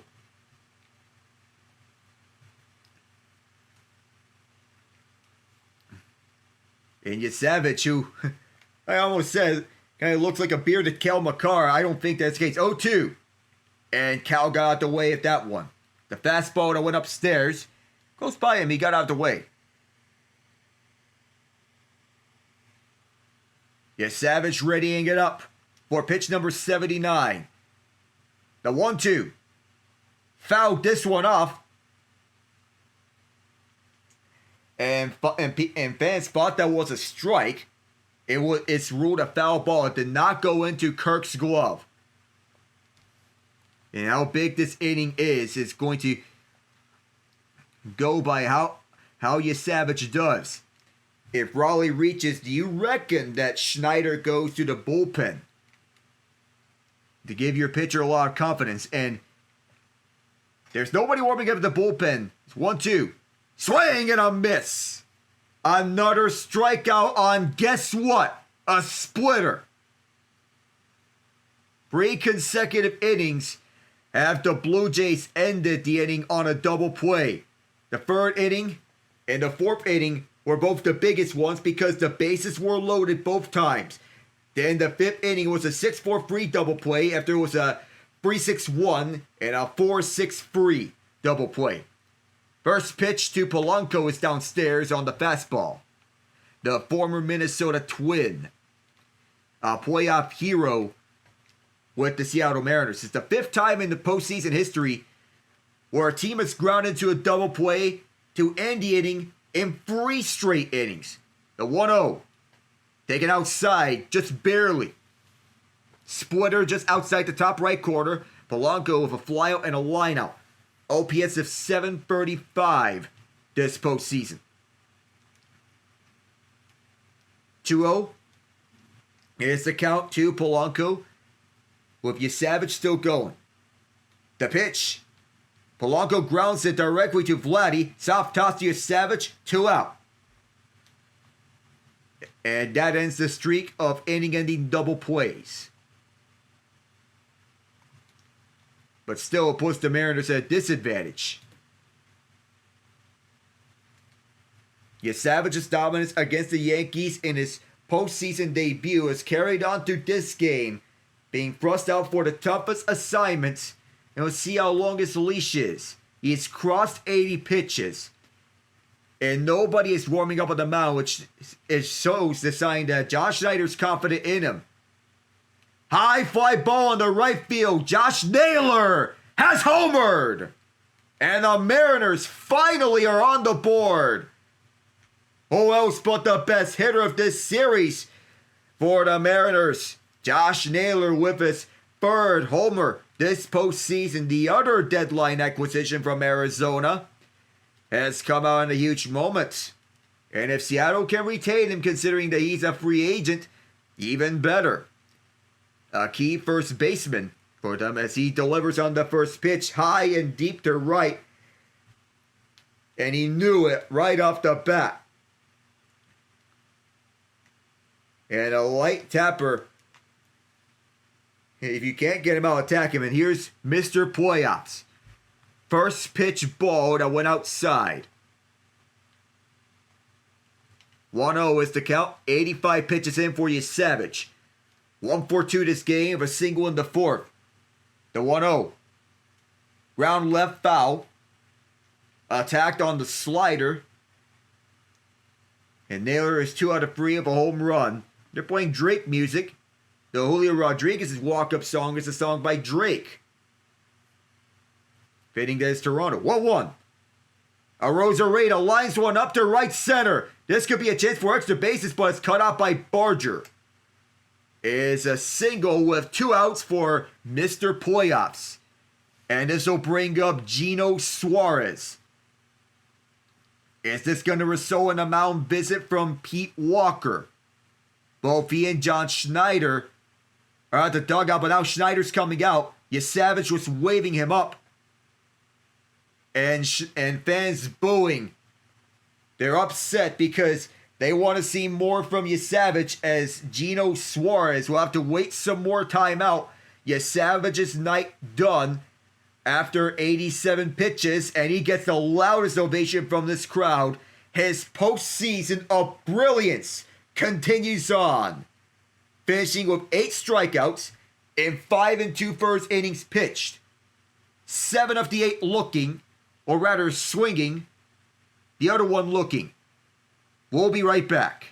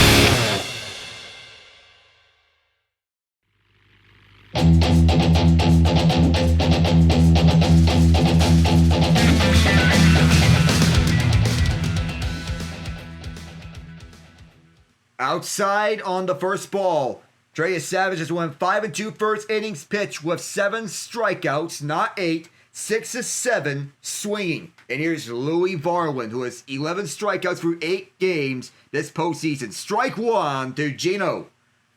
Runner at first is playoff Randy. Randy Arozarena, who is just finding his form in this game, as Gino Suarez stares at that one at the right side.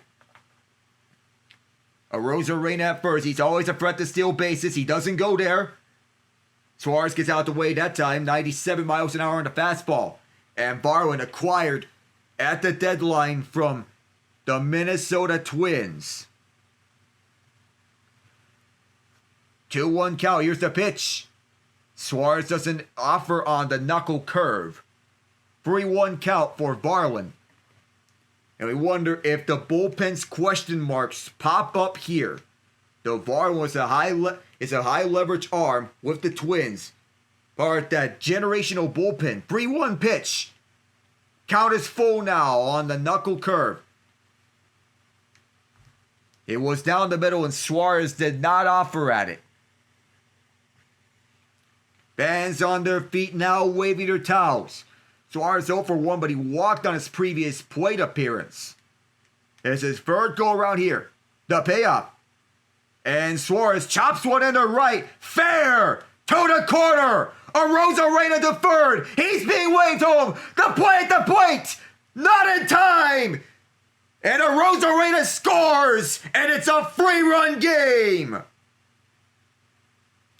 It's a double here for Gino.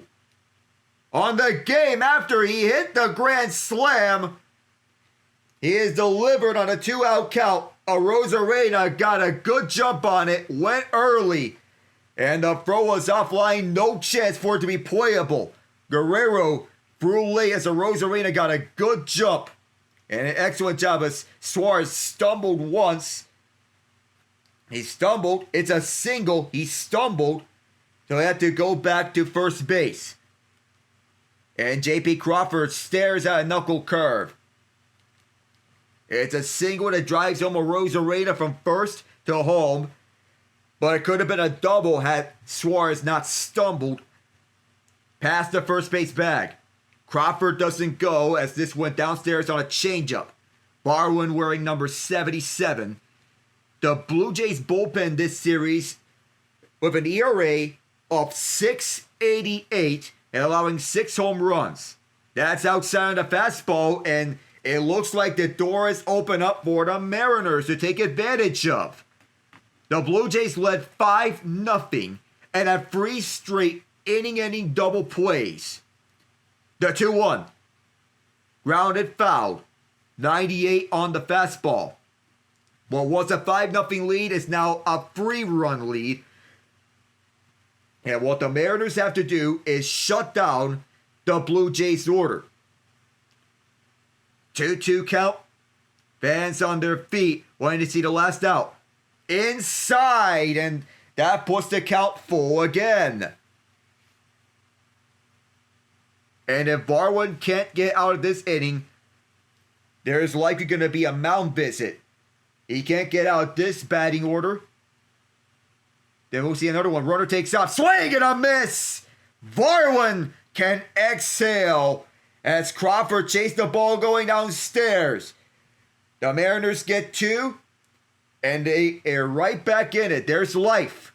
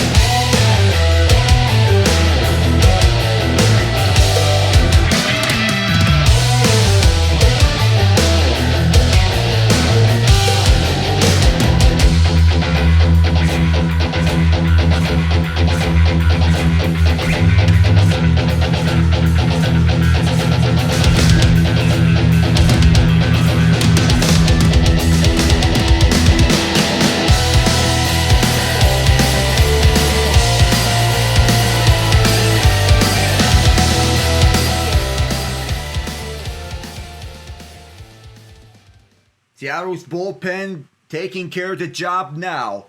It's Edward Bazardo. Got the job done to close out the 5th inning. He's back out there for another series. On the first pitch, IKF pops this one up to shallow center. And over the infield, J.P. Crawford waves off Leo Rivas. And they play some catch after that. 10 pitches in for Bazardo. He was warming up over the Seattle bullpen.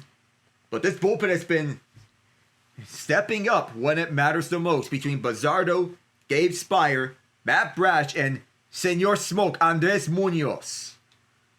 We'll see if Munoz comes out. Should Seattle take the lead on an improbable comeback down 5-0. They got 2 back. First pitch to Jimenez, and that is in there for strike. On the slider, 82 miles an hour. For Bazardo. Jimenez, the defensive ace who they acquired from the Cleveland Guardians last offseason, 0-1. Big swing and a miss on a slider at 84 miles an hour. On that power sinker that Bazardo uses. Carlos Vargas and Matt Brash are both warming up.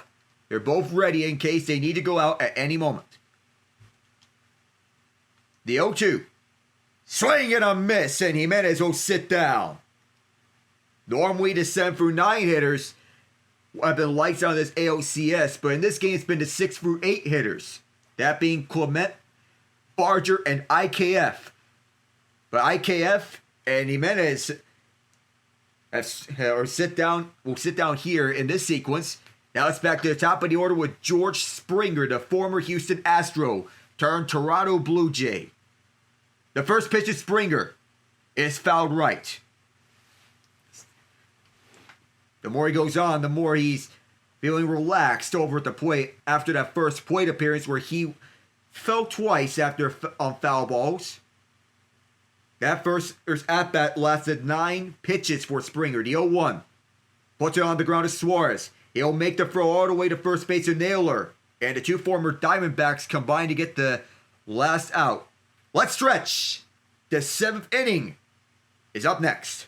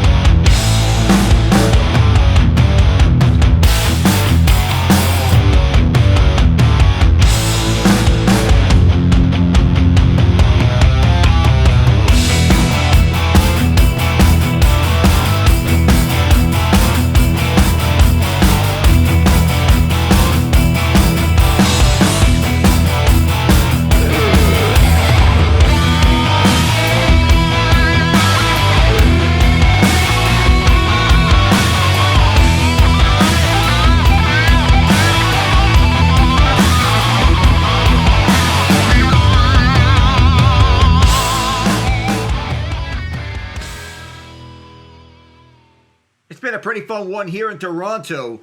Blue Jays led 5-0. The Mariners have made it to a 3-run game, and that one got away from Alejandro Kirk's Dom Canzone is at the plate now up against Louis Varlin. Canzone 1-for-2 with a single in the 5th inning. Just a second hit this postseason as it's inside, barely. 99-mile-an-hour fastball. Varlin is not finding the zone. It's been an issue. Top of the 7th. 2-0 count. Canzone pops this one up over to shallow left center field. Backing up is Jimenez for the catch. Trey Yesavage has had an excellent night, but his bullpen needs to help him out as Yesavage has been constantly finding the zone. He's forced a lot of swings and misses. Got 9 outs on a splitter. 1-for-10 with 5 strikeouts on a splitter tonight. The lone home run to Josh Naylor. Simply put, he's been outstanding. Ball 1, that was outside. Top of the 7th with Leo Rivas at the plate. Single in the first. Still with Rivas going. The 1-0 pitch on the left line. 98 miles an hour. And do remember about the other options that Seattle can use right out from the plate on the dugout. 1-1 to pinch it. Outside on the knuckle curve. 87 miles an hour. Such as Miles Mastrobuoni called up as a utility player, can go anywhere on this lineup. Victor Robles, most notably. And that's 2-2 as this foul back. That was a fastball at 98 miles an hour. Mitch Garver. Harry Ford, the other one. And some of the options they have right off the bench on the reserve list being Cole Young and Ben Williamson, 2 rookies. Williamson impressed at third base this year. George Kirby is slated to start Game 7 if we do get one. The 2-2. In there on the fastball. Rivas put away. And we don't know if this is going to be it for Varlin. He's at 19 pitches, now at 20. And this could likely be his last batter he faces. If Julio Rodriguez comes in, we go over to the next reliever. We don't know who it's going to be. It's Trey Yesavage. It's been lights out. Downstairs on the knuckle curve at 89 miles an hour. J-Rod likely the last batter that Varlin's facing. J-Rod walked in the third, batting .211 this series. The 1-0. Rodriguez puts one in the air to left field, going back to make the catch. It's Lucas. And Varlin retires his side. We head to the bottom of the 7th. Lucas, Vladdy, and Kirk.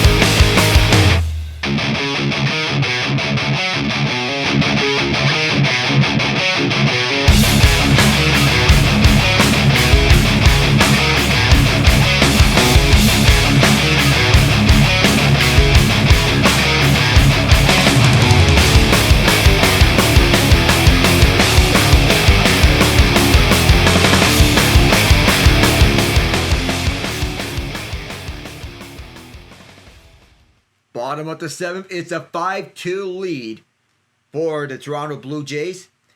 Varwin being the right choice here for the 7th inning. For Toronto, now it's Matt Brash. 8 innings pitched, 9 strikeouts. Here's his first pitch that he delivered to Lucas. That's upstairs on the fastball with 97 miles an hour. Seattle needs another big 8th inning like they had in Game 5. How it is going in Game 6, 1-0. It's directed over to Rivas. He reached out there. Fans thought he was going to have a base hit. No, it's 1 out.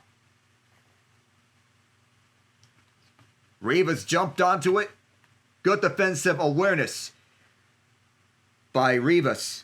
And now it's Vladdy. Is Brash going to give him the intentional pass, or is he going to throw to him? Either way, you're playing with fire. And honestly, if I am Brash, I'm giving him the intentional pass. He is not giving him the intentional pass. He's throwing to him, and on the first pitch, he delivers a strike. It's a sinker 97. 0-1. And Vlad Guerrero Jr. has been a special player for such a special organization. The 0-1. Oh, that hit him! Right on the elbow. And that went inside. Fans do not like that. I'm sure Brash did not mean that. Though, it's better than allowing a home run. That right onto that elbow guard. Oof. Now it's Alejandro Kirk trying to make Brash pay for that hit. And Kirk with a strikeout, ground out, and line out in this game. 0 for 3. His first pitch that he faced, did not swing at it, but that was upstairs. However, they called it a strike, just barely upstairs. Jeff Hoffman's warming up at the bullpen. He's usually the Blue Jays closer. He is fresh and available. They're not being used. And Kirk, up the middle past Rivas. Guerrero stop at second base, and there are runners at first and second. 4th time is the charm for Captain Kirk. 6 pitches in for Brash as he hit Guerrero. And Kirk gets it up the middle past Rivas. Line this one, he tried to make a diving play. And if he did get that, it would be a tailor-made double play, getting the out at second and then the out at first. Here's a mound meeting between Cal Raleigh and Matt Brash. Brash part of the Los Bomberos, which is the firemen in Spanish. And of course they named it such just to put out the fire, as noted by the closer Andres Munoz. In this group containing Vargas, Spire, Brash, Bazardo, and of course, Munoz. Brash, of course, being one of the ringleaders of Los Bomberos. The bullpen has been one of the biggest strengths that Seattle has had. But there are runners at first and second. Vargas is warming up at the bullpen. Some of the high leverage arms being used. If this goes extras, we could see starters being utilized for several innings. And some of the lower leverage arms being utilized. Dalton Varsho now. First and second, 1 out. On the first pitch, that's on the left line that froze Varsho on the slider at 87. Confused him. 130 batting average this series for Varsho. He broke out in a big way. Brash delivers the 0-1, and that got away. Guerrero advances, and that throw gets away. Guerrero come home to score on another error. Unbelievable. A throwing error by Cal Raleigh. You don't see that every day. He was trying to go for the pickoff at third base, and that did not go as materialized as that pitch got away from him, and Eugenio Suarez tried to dive for it, couldn't play it, as the throw was offline. Toronto can beat you in many different ways. It's scored as a wild pitch. And now in 0-2, Barger sits down. So despite that wild pitch, Barger gets nothing out of it. Guerrero scored on a throwing error by Raleigh. Kirk goes to second on a wild pitch.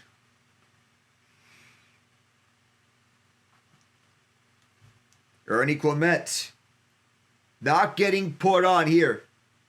And on this first pitch, that's way outside on the slider. 88 miles an hour from Brash. As Vargas going. Clement reached on an error as a triple, double, and 2 runs. 3 errors by the Mariners tonight, and that second pitch is same location, same placement. 2-0 count with Brash at the mound. And who has usually been a high reliever. 3 sliders, same placement on all of them. His throwing mechanics are off on this sequence up against Clement.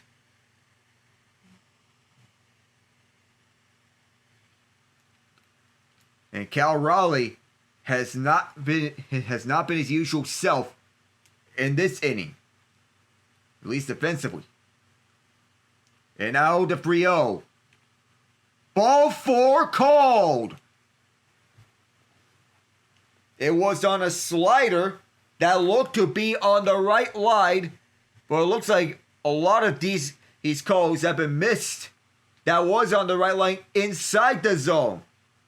A missed call by the home plate umpire, DJ Rayburn. P. Woodworth is out there to have a word with Brash, with Addison Barger getting up.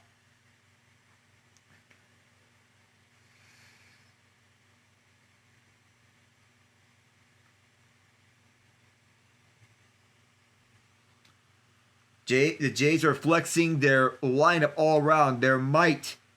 They're one of the toughest lineups to go up against. They have a solid pitching core. And of course, the day advanced bullpen is going to be the big question mark between the Blue Jays and the Dodgers. The Dodgers have found their closer, that being Roki Sasaki. Barger 2 for 3 tonight. That one's low. Cal did not let that one get away from him. Tried to go for the pickoff over at third base. That backfired.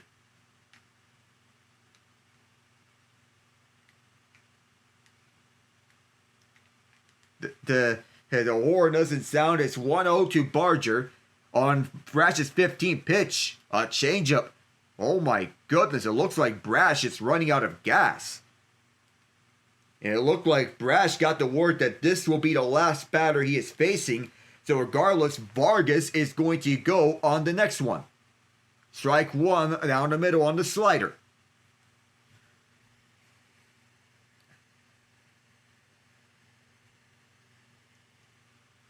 Two-1 to count. Runners at first and second. 2 outs though.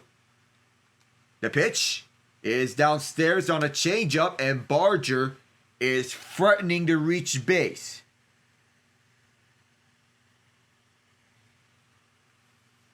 Count is 3-1. Barger has homered in this game earlier to make it 4-0. He swings and misses. He won another long ball. Count is full. Bottom with the 7th. And we wonder who is going to be sent out there for the 8th inning for Toronto. Though it's likely going to be Jeff Hoffman for the 8th. Then who for the 9th? Brash readies up.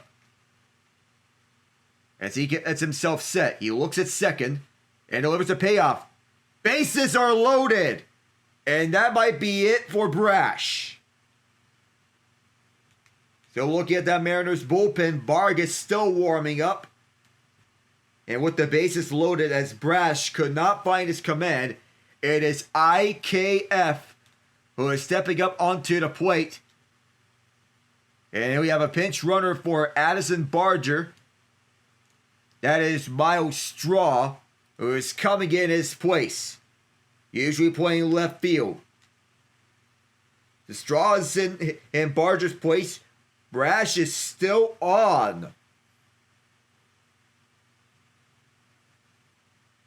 And now Dan Wilson wanting to trust Brash to get the last out. He and Pete Woodworth in this 7th inning. But this has not been a Matt Brash inning. Slider outside. And the bullpen woes have been brought up again for Seattle. They've been all over the place in games 3 and 4. But timely hitting by Toronto has been the story. Second pitch is up. And on the right field is Canzone. He makes the catch. And that is all she wrote for the 7th. 6-2 to lead. Vlad Guerrero Jr. is the only one who scores on a throwing error by Cal Raleigh. It's 6-2 Blue Jays on Seattle's 3 errors of this game. To the 8th we go.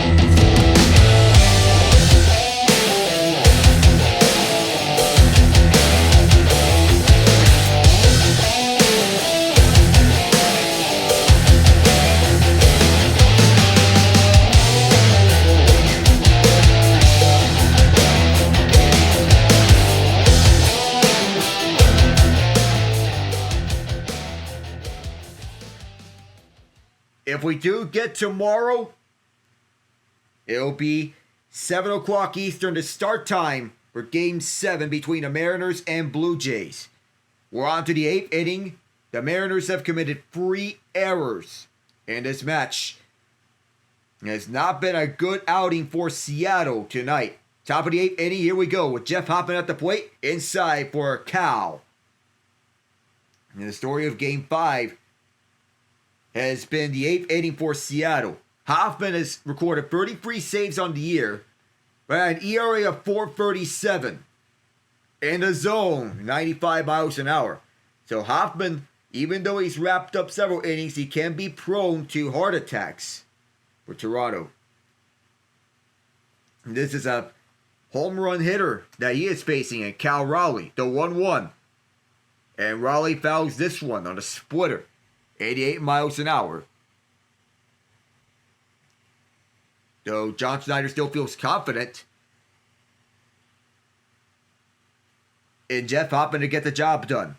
On the adjustment, Straws at left field, Lucas now at right field.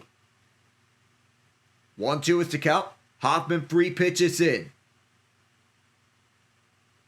He readies up. The former Philadelphia Philly delivers a 1-2. Raleigh pops this one up foul. The Mariners have existed for 48 years in their franchise history. This is the deepest that they have come to as a team to reaching the World Series. The previous best finish was 2 wins away. The 1-2. Swing and a miss. Chased the ball that went upstairs, and Cal Raleigh is going to sit down. Hoffman locked in as he's protecting a 6-2 lead. He completely neutralized the likely candidate for AL MVP between him and Aaron Judge. It's Raleigh, with the best defensive catchers in the league and the best home run hitter in the league this year. First pitch to Polanco is downstairs, went with the splitter, changed direction. If there's a Game 7, we're starting at 7 o'clock tomorrow. 1-0 is the count as that one downstairs. Polanco 0 for 3. Not a threat to steal bases if he ever reaches. 1-0. He got out the way of that one. That almost hit him on the splitter at 88 miles an hour. And it's 2-0. Eugenio Suarez readying up. No matter how this one finishes, Toronto might breathe easy. The 2-0. That is right on the bottom line. Yeah, the umpire called it. Fly out, line out, ground out for Polanco. It's been never easy for the Mariners as a franchise. They have the most pitcher-friendly ballpark in the MLB. The 2-1. A bounce foul to right. Splitter. In this championship series, they've been tested a lot, but the bottom third of the order simply hasn't delivered. For Seattle, top of the 8th, 2-2. And with Josh Naylor on deck, no matter what, there are no base runners here. The 10th pitch for Hoffman is the 2-2. Big swing and a miss. Once again, the splitter. They're going to rule it a foul ball, actually. It was a foul tip. He just got a piece of it. Fans are going to have to wait a moment, because Polanco just saved himself barely. I thought that was a strike, but no. It was a foul ball that was tipped back, just barely. Cal Raleigh waiting as he is praying for something to deliver. Something or someone to come. Another 2-2. A grounder that's a tapper into foul ground. Not playable. They thought it was, as Polanco saved himself twice in a row. Kevin Gausman used up in Game 5. The likeliest matchup, George Kirby versus Shane Bieber. You remember, it's a Game 7 tomorrow. Gausman is available. 2-2. Once again, the count on this matchup that just will not end. Yet another 2-2. And what do you know? It's another foul ball. This can go on for days. Word has it that this is still going on. You wonder, between these two, it's appropriate that we see a Game 7 should this happen. Fans on their feet, waiting for this pitch. Lucky number 13, did he go? He did! Lucky number 13! Hoffman punches out Polanco finally. When he thought he had him earlier, now it's the tail of the tape. The Blue Jays have won 2 pennants, 2 World Series titles, and that's in their postseason existence. They both came in the year 1977. The Mariners have made the postseason 6 times, the Blue Jays 11. The Mariners have never won a pennant, the only team in the MLB to have never won a pennant. The Blue Jays also have existed for 48 years. First pitch to Naylor is fouled to left for the left-handed hitter. If we do get another batter, do get another reliever who this time was a lefty, do we see Mitch Garver?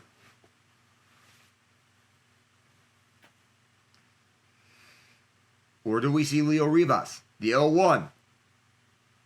Pop this one up over the left field, running after a straw to make the catch. So nothing comes out this inning for Seattle. And now they're hoping that no further damage is done in the bottom of the 8th. Back in a bit.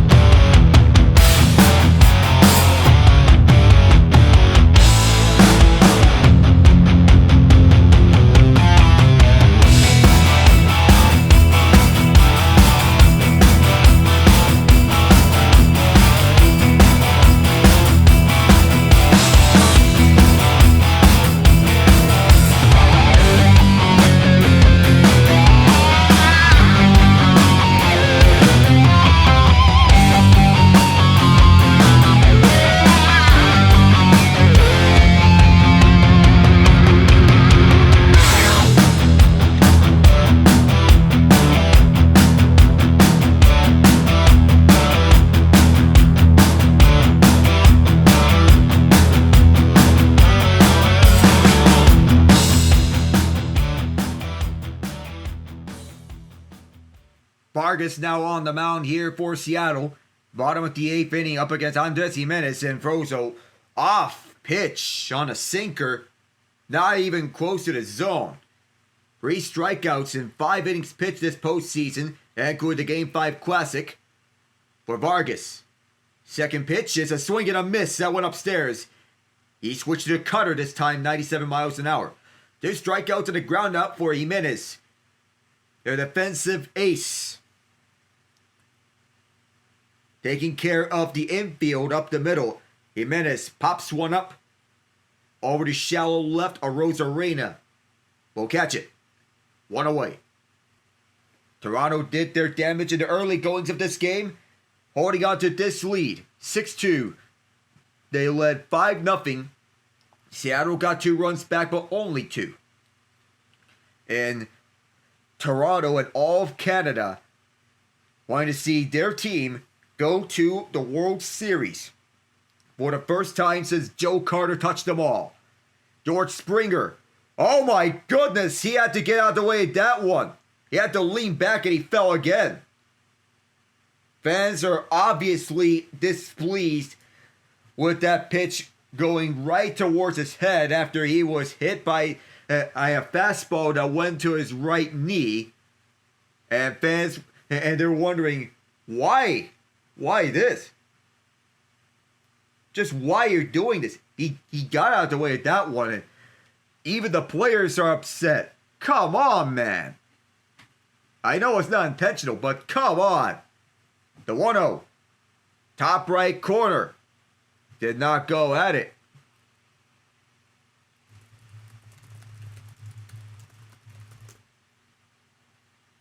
0 for 3 of a walk in the second. This is his 5th plate appearance. The walk doesn't count in that bat as Springer, he fell down. And in foul territory, Naylor will see this one go to the seats. 1-2. As that's the second time in as many at-bats that he's fell down. Or second time in the 3 pitches he's fell down this sequence. He fell down his first at-bat. He has to be careful not to put too much stress on that bad right knee.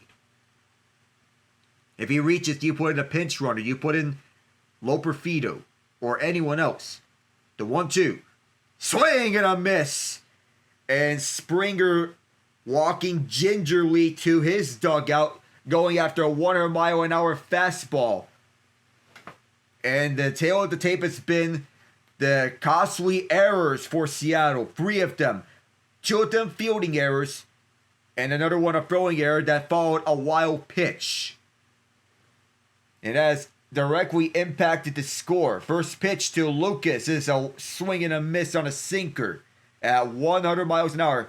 Triple digits. Their 3 errors in this game is a season high for them. The 0-1. Grounder is rolled to second. Crawford jumps up. No play. Lucas reaches safely. So now what do? I know it's Vlad Guerrero Jr., but if you're Seattle, you have to think about walking him. Put up 4 fingers. Don't even think about pitching to him. You have Alejandro Kirk right behind him. And Guerrero not getting the intentional pass. I mean, you could just put up 4 fingers. Don't throw to him, because he's going to burn you. Fouls run on the opposite side, 101. Of course, he got a 102.6 mile an hour exit velocity. Changeup, 4-seam, slider, sinker, curveball. On his go, 0-1 on the pitch. And Guerrero broken back down.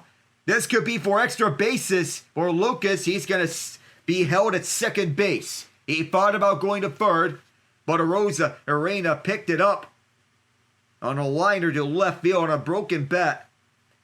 But, and again, that is the equivalent of giving Guerrero the intentional pass. He hit it twice, and now it is Captain Kirk, their catcher, taking his gloves off. And you have to wonder about also intentionally walking Ernie Clement, if he ever does come up. He's been a postseason hero and a year-long hero. 1-for-4 is Kirk. His last play appearance was single in the 7th. Fouls this one back. Triple digits again for Vargas. That came on a sinker. Dave Spire and Brian Wu were not used last time around. If Toronto does hold on, they have no need to use Spire or Wu. 0-1. Kirk flies this one to shallow right. Canzone stepping up. He will cover this one, and the inning is over. Both the runners are stranded. The last hope for Seattle lies with Arozarena, Suarez, and Crawford.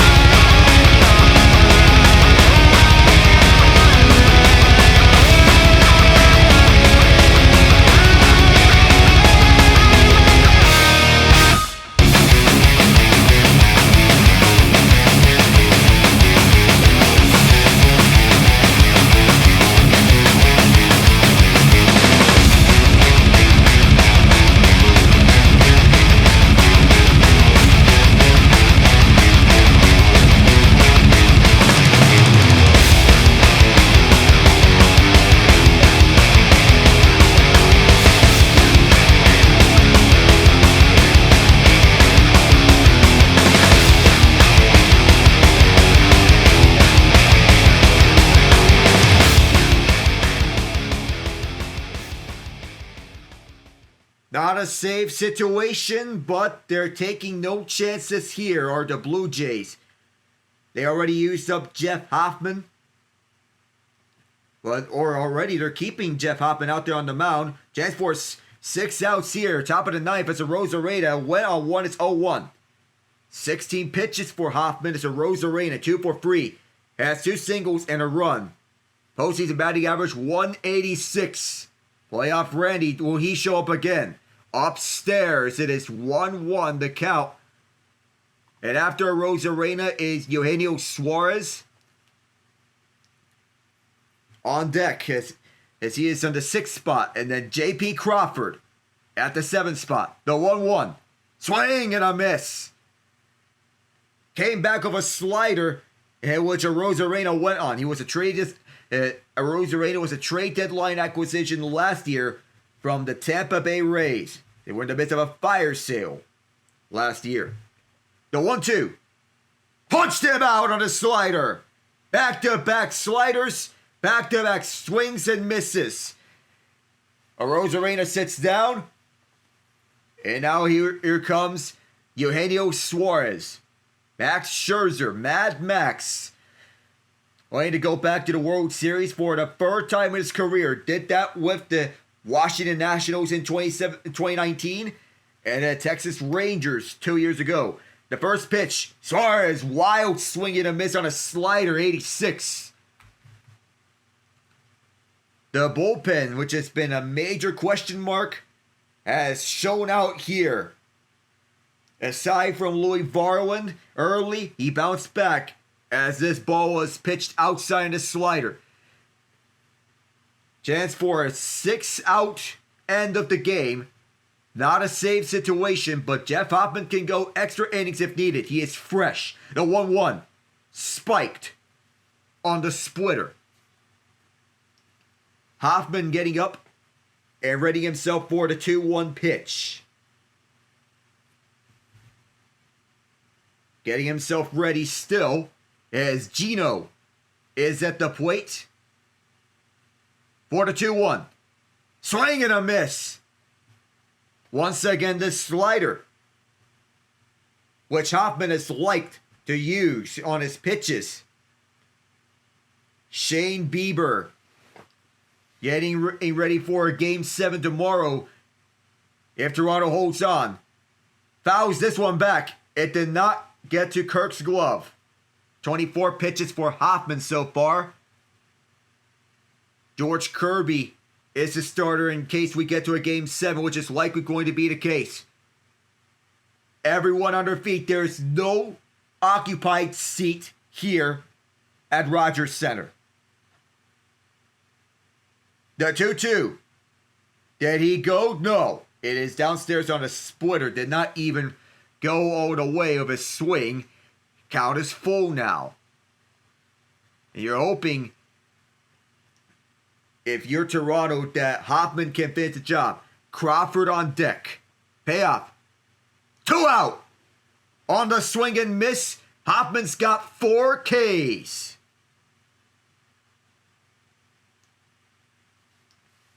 Hoffman's made his corrections and he's turning it on at the right time as the Jays closer. A trade coming over from Philadelphia in which Jordan Romano went the other way. Romano had a disastrous year. Crawford, the last hope. The first pitch, near his knees. The fastball 95 as Hoffman made the adjustments during Toronto's time at Seattle. The Blue Jays trying to force a Game 7. Let's go Blue Jays chance here. 1-0. Upstairs on the fastball. How long will Hoffman go? 2-0. The count is Kirby and Bieber, the projected matchup. And no matter who you're getting here from this matchup, what a series these two teams have played. Back and forth. But you've seen countless moments. It's been the series of blowouts. Is Game 7 going to be a close one? 2-0. Swing and a miss. Change to the fastball. Becomes a 2-1 count as J.P. Crawford, the longest tenured Mariner, trying to keep Seattle afloat. Of however fleeting hopes they may have. 2-1. Wildly out on a splitter at 88. A put out would be the best case here. And he's hoping that Crawford doesn't reach. And if Crawford does reach, does another reliever get on? And ball four, that's taken upstairs. So Crawford will walk to first. A home run will make this a 2-run game. And now it's interesting now because Dom Canzone is going to come up unless there's someone else stepping onto the plate. And there's a mound meeting here as Alejandro Kirk steps up. And just in case, they're going to have relievers warm up at the bullpen. You're thinking Sir Anthony Dominguez. And even though one side or another, there is nothing fun about being a manager in a winner-take-all situation. Dan Wilson won the Game 5 against Detroit. Against Toronto in this upcoming Game 7, should it happen, is a new challenge. Canzone at the plate, 1 for 3 as a single in the 5th. Batting 115 this postseason. He has just 2 hits this postseason. Canzone pops it up. It'll be fouled though. Not playable for Captain Kirk. 32 pitches for Jeff Hoffman, the former Philadelphia Philly. 21 strikes, 11 balls that Hoffman has thrown. And do look out for Crawford. He's a threat to run.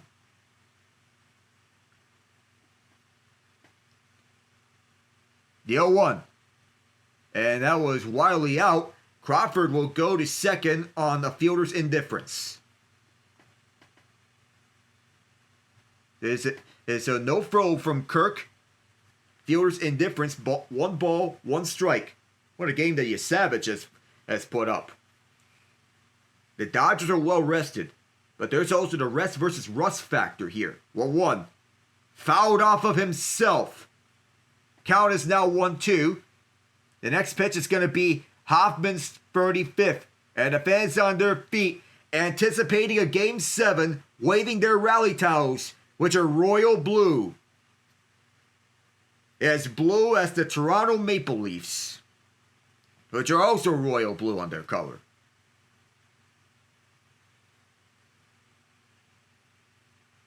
The 1-2. Popped up, golfed onto the air, onto shallow left. We'll see you tomorrow night.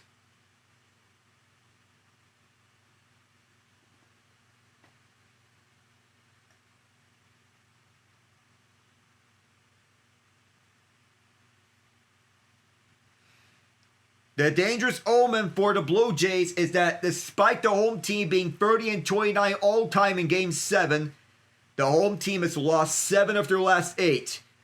And now, the home team has won 6 of the last 7 teams. Now 7 of the last 8 teams that are entering Game 6, trailing 3-2, have won. And now the Blue Jays have won this game, forcing a Game 7. Now it seems that they have their backs against the wall, considering that the home team has lost 7 of the last 8 Game 7s in a winner-take-all series, in a best-of-7 in the MLB. We know these two teams are used to adversity. Seattle has had everything come short for them in the past. They are 1 win away from the World Series still. On the Blue Jays, there is one player in particular that has World Series championship experience. Seattle has one of their own too. A Randy Arozarena, who made it to the World Series with the Tampa Bay Rays. Another Mitch Garver, who won a World Series with the Texas Rangers. And on the Blue Jays, there's one of them over there. That being George Springer. And another in Max Scherzer, who they started in Game 4. But this should be a fun one. I'll see if my status for tomorrow is up in the air, admittedly, but tomorrow should be a fun one. Game 7. of the ALCS. Winner draws the Dodgers. And that's it. The Toronto Blue Jays win 6-2. 3 errors from the Mariners.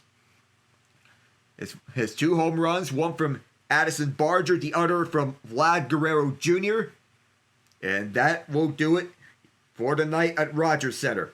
I'm Alec Nava saying good night, and I hope to see you guys tomorrow for Game 7.